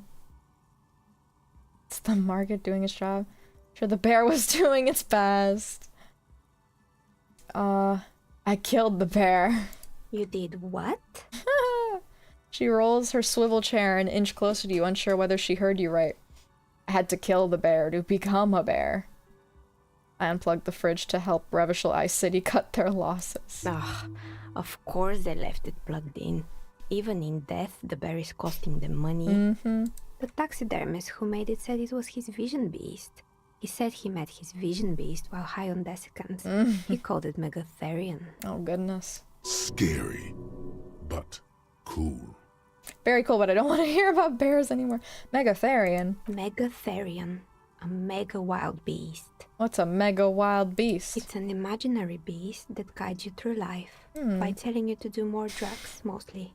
Oh, lovely. A wise and noble beast, guiding you toward the land where the streets are paved with drugs. Shopping district is truly a great display of flawless genius business plans. None of these could possibly go wrong. I don't do drugs. Very good. You shouldn't do them. You're a police officer after all. That's true. Anyway, now you know the story of the fallen ice cream empire. Seems almost sad finishing the story. Oh, hello. Pipes. The piss rain has come again, once again. The temperature has dropped in the cover of the night. You see frost on the windows. Oh. Anything else? Another failed business, perhaps? I've been here for a long time. Sorry, I have one more for you. I found the building's intercom, but it's not working. Oh, right. I hope you didn't try to ring me. Oh, it was her! I think none of those doorbells work, including mine. I'm still in the middle of connecting the wires. Sorry about the confusion. Oh.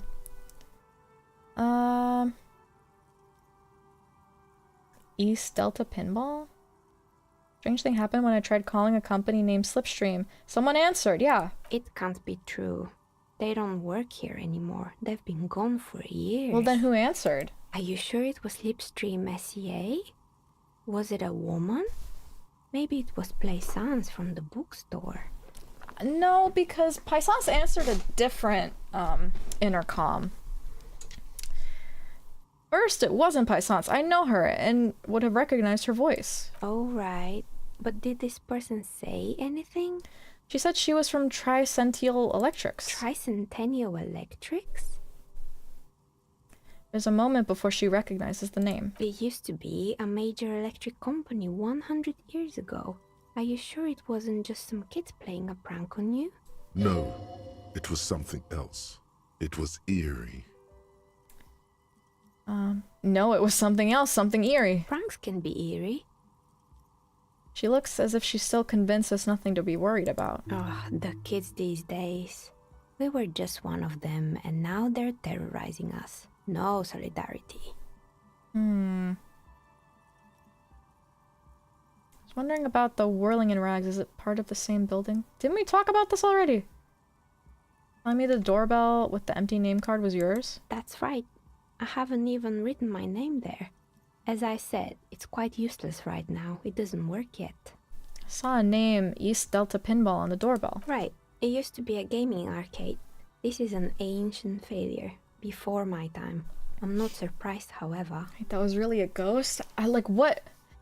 What else would it have been? I don't know. It's so strange. Drill tiny holes in the pipes above so you can piss quartz down into your... No! I don't want that. My advice? Don't base your business on a fad. Hypnotism, fluorography, trick-track, especially pinball. Agreed. Pinball is the worst. Oh, sounds like he played pinball before. His disdain for pinball could not be clearer. Alright, I guess we'll ask about the whirling in rags. You could say so.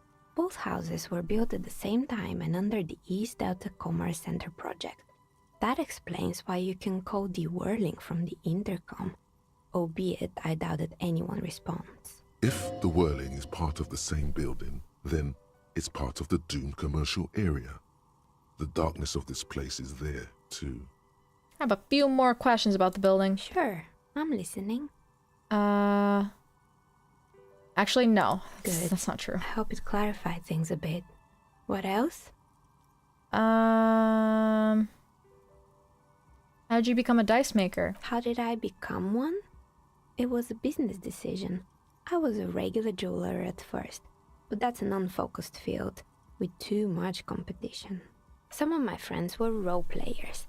They asked me to make some polyhedral dice out of cobalt. That was my first order. I grew it from there. Oh, nice. You like playing role-playing games yourself? Not especially. I like working with rare materials and a steady pay. And role players as customers? They're nice people. There. She's thankful for the security they provide her. I mean, we can try the shivers. Probably gonna fail it. You feel nothing. If anything, it's uncomfortably warm in here. Start taking off your clothes? Alright. Excuse me, what are you doing? Stares at you while you start to fuss with your face. I don't want to make you uncomfortable, I'm sorry. Officer.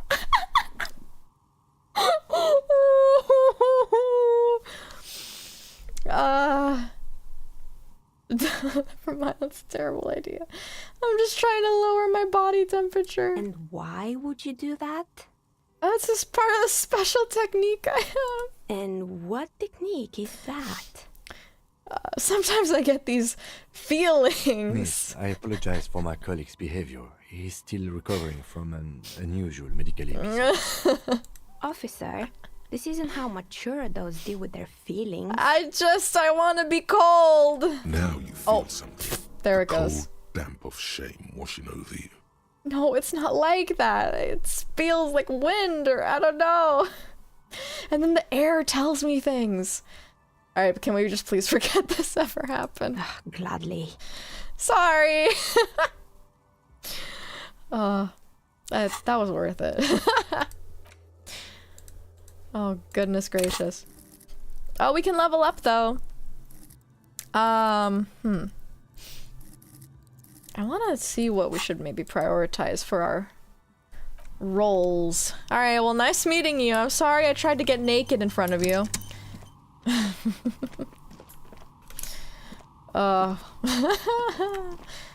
You going for any of the political alignments? I don't know. I still know very little about it, so we'll see. We'll see what we get into. Alright, I need to get the fuck out of here. Come on.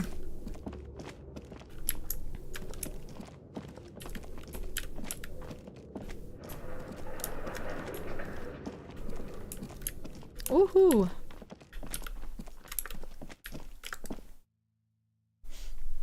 Why did your business fail? Takes off pants. I'm sorry. I just I wanted to do it. Kim the pinball officer. Oh no. It's a bit hot in here. Meanwhile, the window's fucking open and the air is cold outside. Alright, where to next? There's a bunch of bottles everywhere. I kind of really want to get a bag for them, but I don't know where we get them from. Do we buy them from the drugstore lady? Oh, we can look out. Coin operated.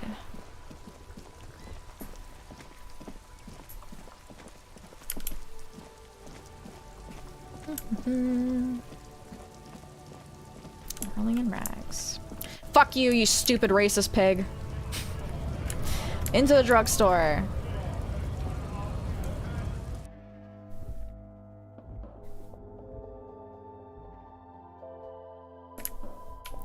Do I need a bag from you? Is this about the questions again? Because I don't really know anything. About this reality we're in. Come on, I want the bags. Or the bag for the bottles. The tear machine stands in the corner. A sign says, 1 bottle. I wonder where we get it from. Very efficient use of the flashlight. Sorry. Does it have a battery? I don't know about that. Maybe I'll put my crowbar away too, so I don't scare people.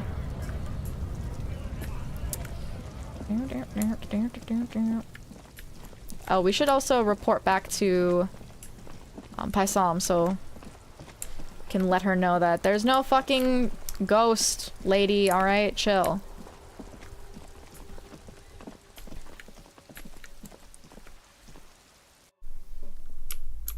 Hello, Paisam. What have you found? And also, do buy the books. There may be teachings in them. I talked to the entity you told me about. Her name is... Did she tell us her name? Her name's Oh, she did. That was the first thing she said to us. Her name is Nan. She's a novelty dice maker. A novelty dice maker? Well, spit it out. Why does she need the dice? For some kind of sorcery? Sometimes they use the ankle bones of sheep. No, she's just a businesswoman like you. I don't understand. If it's not her, then where is the source of the doom? How did she explain the curse? It's just shit happens. Just don't say you don't have any answer yet. The uncertainty is killing her. You've come this far. You know how to end it. There is an entity behind the entity. There's no curse because there are too many inconsistencies. Said it's just capitalism. Source is in the taxidermist shop. Don't have an answer yet. Or there's another entity, more malignant, pulling the strings in Martinet. Perhaps in my travels I'll cross paths with it.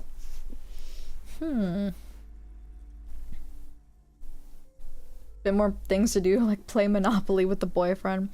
We still need like maybe $4 more, I think.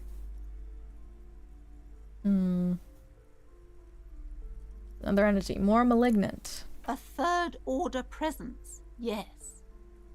A great dark relief washes over her. Oh, really? I've heard of these triactors. In certain occult literature, that's too dark to dwell on for too long, and definitely not in the presence of my daughter. Gestures for you to be silent. I understand everything, sir. Thank you for your descending into the maelstrom. I will keep fort up here, strengthen the wards, do my best. And if you happen upon the third entity in your travels, may the Lord be with you. X shape across her chest. Well, this has been absolutely educational. If we happen on the third presence in our travels, we will certainly come back to tell you. Yes, the venture continues. In other waters, darker waters. Should we get out of here before the vortex collapses? That's for sure. Let's get out of here. She looks like a thumb. Alright. Oh, goodness. Oh, we're almost close to leveling up again. Lovely. Now, is there any, roll check we might need? Maybe we can try the coat one again.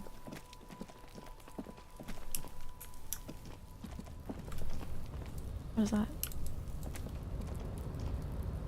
Alright, can't do it.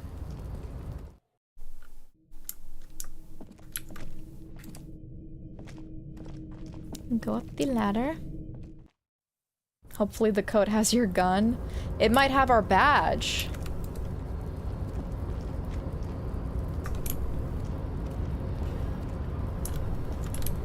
Hello?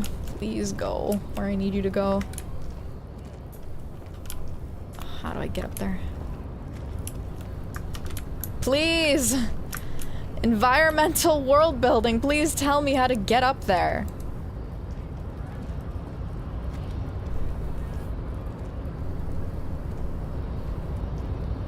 VTuber playing a really sad game for real. It's true. There's so many bottles, I just want to collect them all. Alright, where's the... How do we get down?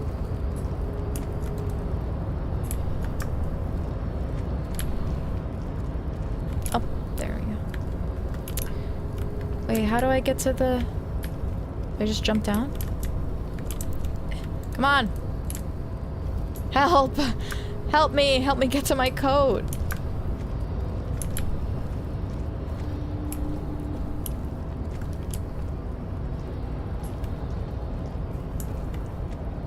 It's all the way up there. No! Turn around. I just want to get my coat. Can I? Oh, I can zoom. Stupid. I can zoom out. A tarpaulin cloak with possible RCM markings. Savoir-faire. Caught on the railing. I mean, I don't know. Like, I'm pretty low in savoir-faire. We can try, but I don't think we're gonna get a high roll, you know?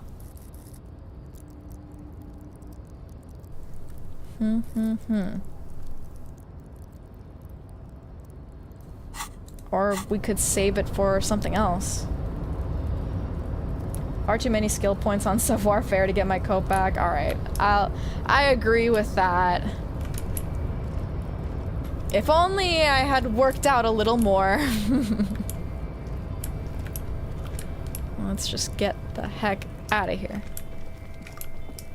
Oh god, this whole place is always so confusing. Why can't Kim just shoot my gun down? My coat down.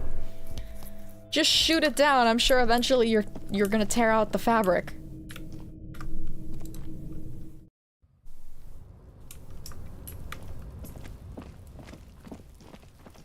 Okay, we can decide on what else to do.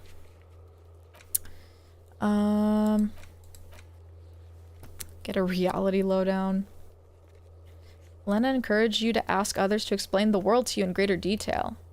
Perhaps try a rich person. Rich people are educated. Find a sufficiently tragic tape and play it on a boombox to memorize the lyrics. Who made a call reporting the crime? Call Sylvie using Kim's shortwave to ask whether she made the call.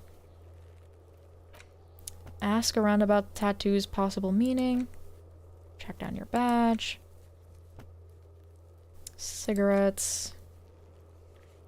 Station for additional funds. I might have to do that.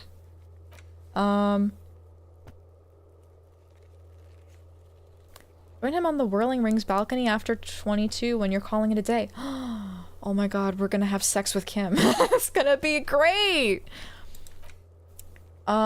Kim suggested you call Station Lazarus in order to sort out your health issues. Use his motor carriage to make the call, though you don't feel hopeful. Access the harbor and ask for Everclaire's help. Go to the harbor gates, ask the Jolly Mesk about the armor, and pissing competition. Pissing match between Precinct 41 and 57. Ask him about this after the initial inspection of the dead body is done. I think we finished our inspection. Maybe we can ask him. Yes? The case? What do you want to know? Now that we inspected the scene, I want to know more about this pissing competition you mentioned. What's there to say? It's just stupidity. What kind of stupidity? The cop kind. Our precincts can't decide if Martinez is part of Jamrock or the Industrial Harbor. Yours or mine, as if we somehow own parts of the city. Typical street gang mentality. So we've let the Union make a mockery of law enforcement here. And now it's come to its natural conclusion. Hello, welcome. Welcome to the stream. So this is a struggle over who runs Martinez. Well, sort of. It's less a matter of who gets to police Martinez than who has to. It's an orphan district, in other words. I think the dispatch desk just told both our stations about the hanging. There was quite the brouhaha at the 57, I can tell you that. Time to settle it, they said. Cop off. But I assure you, I am not their finest or toughest with 102 cases solved. What I am is least interested in a pissing competition. So, he volunteered to represent the 57th, but not out of competitiveness. On the contrary. Wonder what this says about me, that I was sent by my station. Raises an eyebrow, thinking it is best to let you make the next move.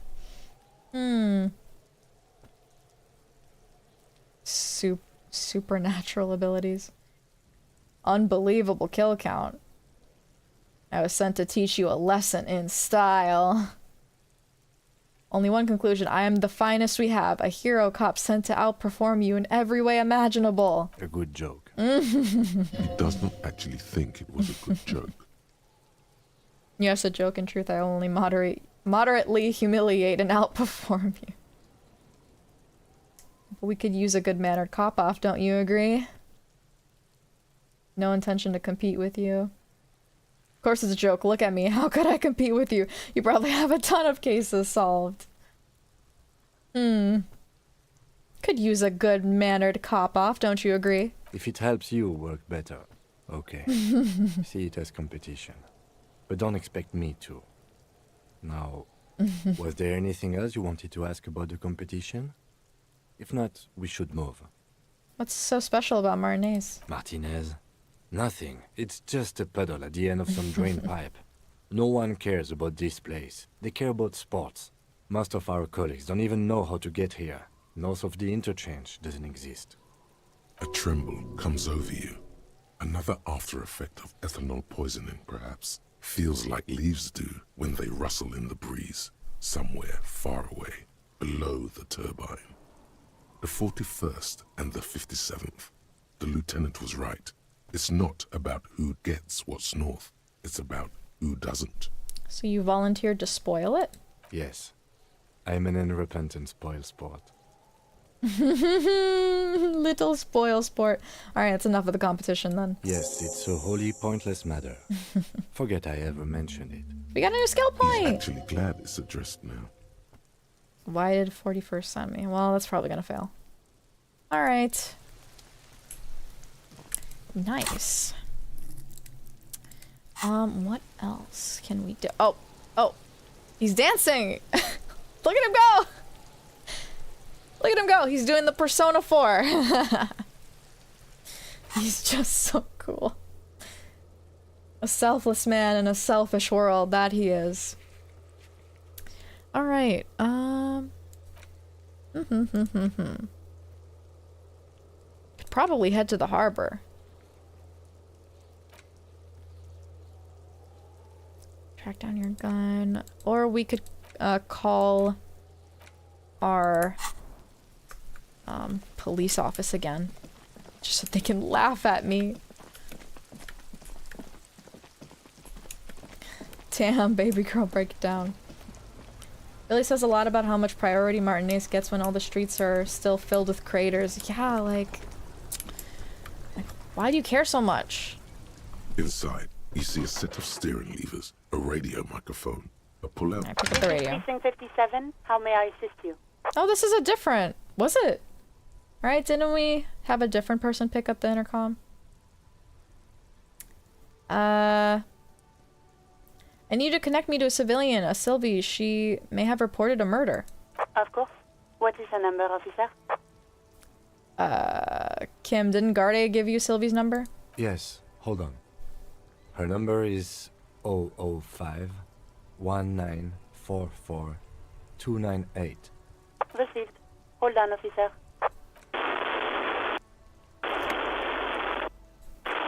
Oh, okay. Start slapping a marching rhythm on your thighs, yeah. Give it a minute. She might be busy at the moment. Takes a bit to get to the phone. Just wait.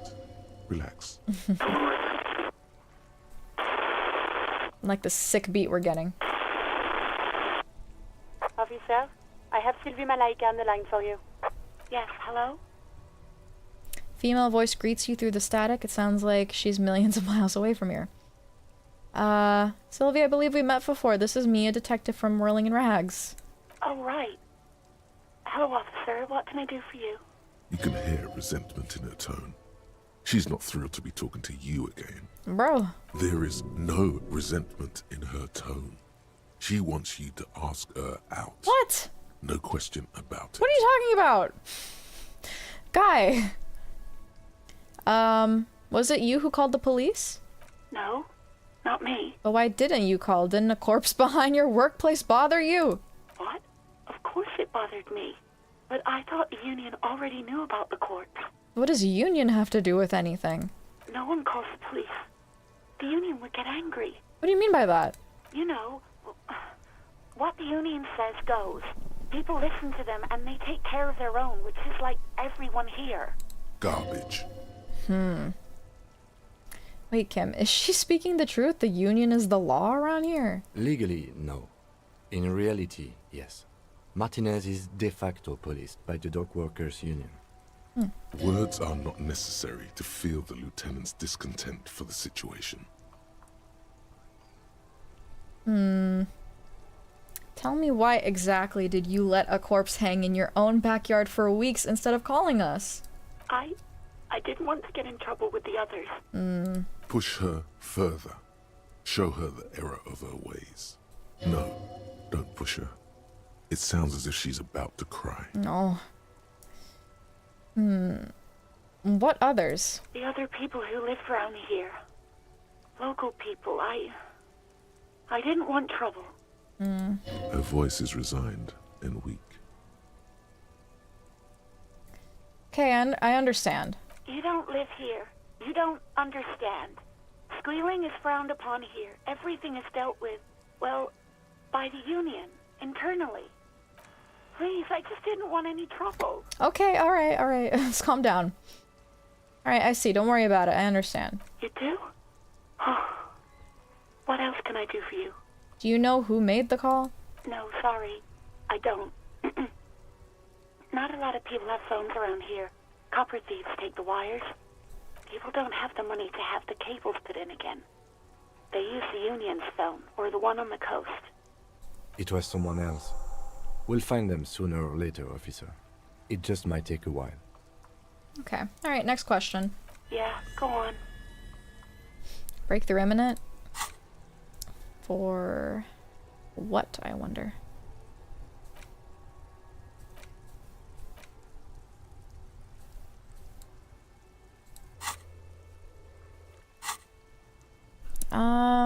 Why did you quit your job? You mean, why did I leave the bar? Honestly, I'm not really comfortable discussing it with you, sir. Alright, no. Why aren't you comfortable with discussing it with me?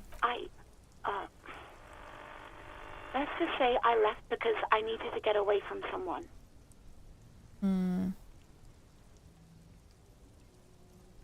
Alright, I won't push you on this. Are you ever coming back to work? Maybe, I don't know. Just know I have to take some time off right now. Alright. Have you seen my badge? Yes, I know who you are. You're a police officer. The law. No, my badge is missing. Have you seen it anywhere? Oh, no. I haven't, sorry. Alright. Real policemen have uniforms too, by the way. Where's yours? It's my sexy boot-cut jeans! Or pants. I don't even think they're jeans. Not my uniform too. God, I should really look into that. Kim doesn't have a uniform and he seems real to me. He's in plain clothes, voluntarily. It's different from not knowing where your uniform is. There are officers who wear the signature Perseus black uniforms to the highest ranks in the RCM and end up buried in them as well. Others do it more casually. Looks like you're one of them. Have you seen my gun? Please, no. Not this again. Everyone saw your cool gun, detective. I showed you my gun? Wait, when did that happen? You're trying to impress some people with it. Everyone was eating and... Sounds like it's going to be bad. Uh-oh. Do you really want to know? Kinda, yeah. What did I do? You were waving it around in everyone's face, begging them to describe it. You said it calms you, and then you started making suicide jokes. It got pretty graphic. I'm really sorry about that. Some poor sod was trying to eat his pudding while you were screaming, spit flying, imitating the mercy shot right next to him. Spat some in his food. I don't think he touched it after. Oh, jeez. People tried to back away from you, or even slip out of the door. But you screamed, "I am the goddamned law, and you have to listen to me. You are all suspects in a murder investigation." Wait, did we know about the murder beforehand?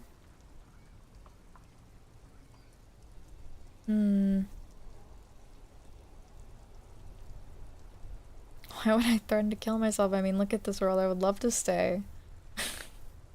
Okay, I don't know what to say. Me neither. Alright, but what happened? No idea. All I know is next you were waving around money instead, saying things like big bucks cannot lie and guns can't buy money, but money can always buy guns. Oh, Jesus. It almost looked like you pawned it. But believe me, I did not ask. Well, that was a piece of shit. Assume the murder is why he was here in the first place. Oh, that makes sense. So we were sent over here for the murder. We were piss high on whatever the fuck we were high off on and made a whole ruckus out of the whole town. Great. And then we also smashed through something with a car. Have you seen my policeman uniform? Uniform? I never saw you in any uniform. You had your things on. The disco things. Was I wearing disco clothes? Somewhere in a dank rental apartment, 2 police officers stand in the dark. Trash and liquor bottles cover the floor. Things are not good. One of the men, trying not to slip on old newspapers, makes his way to the window and pulls the curtains apart. Roaches scatter as the light comes in. God damn. Officer Michelle Elfboy Williams speaks to himself. His partner, Sundance Fisher, looks at the patrol uniform he's wearing, then at an identical suit frame on the wall. It's blue and covered in dust. "Let's get the fuck out of here." He turns to Williams. He hasn't been here in days. Do you want to grab a cup of coffee? I don't want to ask her that. I think I got everything I need, thanks. I do hope so. Please, don't call me again. Bye. Wait, why does she seem to be angry with you? Yes, you have obviously done something to upset her at the Whirling in Rags, when she was still working there. Was it me who was the reason why she wanted to leave? Wait, before you go, you're mad at me, right? Tell me, what did I do? I can't remember anything. I'm not mad, it's just... You were so drunk and so emotional all the time, and then the skua thing happened. It just made me want to quit. What skua thing? The stuffed bird. The great skua. You threw it against the wall while screaming, "Fuck that bird," and laughing like a maniac. Oh, Jesus. I think you said it had been giving you shit ever since you got there. Bitch bird got what was coming. Oh my god. This doesn't sound anything like me. I love birds. Yes, well... Oh, the static on the radio suggests Sylvie doesn't want to comment. So you're telling me I was the one who made you want to quit? Yes, obviously. You were the worst client I've ever seen. And I have seen so many assholes in this place. Oh, Jesus. I've had sailors fighting, union guys grabbing my ass, kids stealing booze. Once a guy was glued to the karaoke machine every night for 2 months. But you... Go on, I want to know what I did. Well, you were worse than all of them. Honestly, you were getting borderline aggressive. Even about little things like not turning down the volume at 3 a.m. I even liked one of those songs you kept listening to on repeat. No more. I hate it now. Oh. Which song? We Go On by the O.O. I can't listen to it anymore. You've turned it into a parody. Sorry. Sorry about the song. To hell with that song. Oh, God. Then there was your room. Your project. An experiment to see how bad it can get in there. I'm not feeling good about hearing this. I tried to send the cleaner, but you wouldn't let me. Threatened to make me understand. I had no idea what you meant, and I don't want to know. And then you screamed something about how you're actually a real cool guy, and no one understands it. One of the coolest guys there is. The coolest guy in Jamrock. Something about disco, too. I'm sorry. And then I had to deal with your toilet. The one you clogged with police documents, causing water damage downstairs in the kitchen. I won't even mention you waving your gun around, harassing customers, threatening to sing karaoke, threatening to kill yourself. Wait, police documents? The ones I had to wrench out of your toilet. What happened to them? Damn it, I don't remember what I did to your damn papers. I don't remember every little thing I do. I'm sorry. Resentment gives way to concern in her voice. She's worried she might have accidentally done something bad. Then she remembers it's you. Especially when there's a hurricane loose. It's your fault for losing them, not mine. Something in you wants to immediately forget about this, as if there was a reason you threw them away. Okay, I get it. I wasn't a very good tenant. No, you really weren't. You were simply the worst. Oh, jeez. I'm really sorry for everything, Sylvie. God, I knew I shouldn't have brought it up. Just try not to call me again, and let's pretend it never happened. What else did I sing besides the OO? I'm looking for a song. All sorts of things. From disco, rock too. So much disco and rock. Maybe you can help me identify this one particular song. Which one would that be? One that was really sad. Sad? I think the one you mean is the smallest church in Saint-Saëns. Butchered that right up. Her voice carries a tone of disappointment. Sorry, cop, yeah. There's good cop, bad cop, shitty cop, and then right after shitty cop comes I'm sorry, cop. Interesting. You still have to find it, however. Alright. Well, thank you for talking with me. Take care. You hear a sigh of relief on the other end of the radio. Wordless, the call breaks. Then, the already familiar voice. Anything else I can help you with, officer? Well... maybe we can talk to the 41st? Right. Please hold. Sorry. 10-4, come in. There we go. Worker. Over. Hey, I need financial assistance. 10-4, I hear you. I don't have the authority to grant your request, but... What does he want now? Oh my goodness. He's asking for money. Is he fucking kidding? I don't think he is. Don't give that asshole anything. He's just gonna drink it all. Right.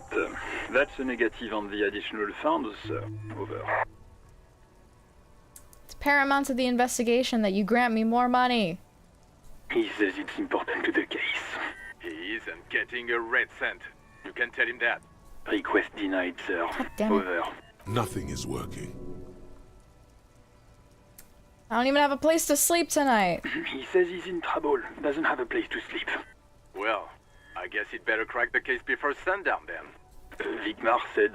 Who cares what the Vic said? Pull on their heartstrings. Enough, officer.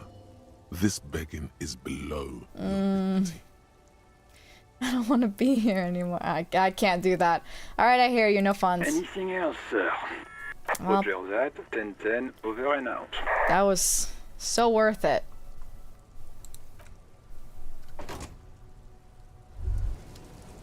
Is there anything else we need to call?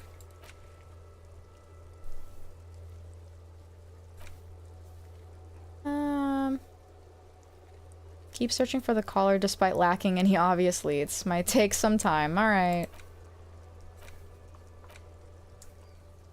Oh, it's the cigarettes.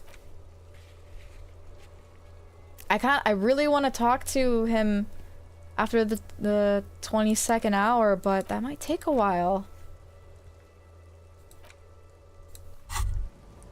Yeah, I got like 2 hours to kill, man. Hello? My keyboard is not working anymore.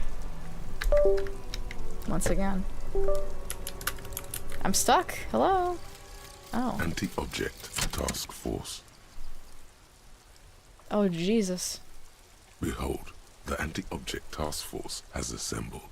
God's avenging angel, arrayed against the lower emanations of the darkened one.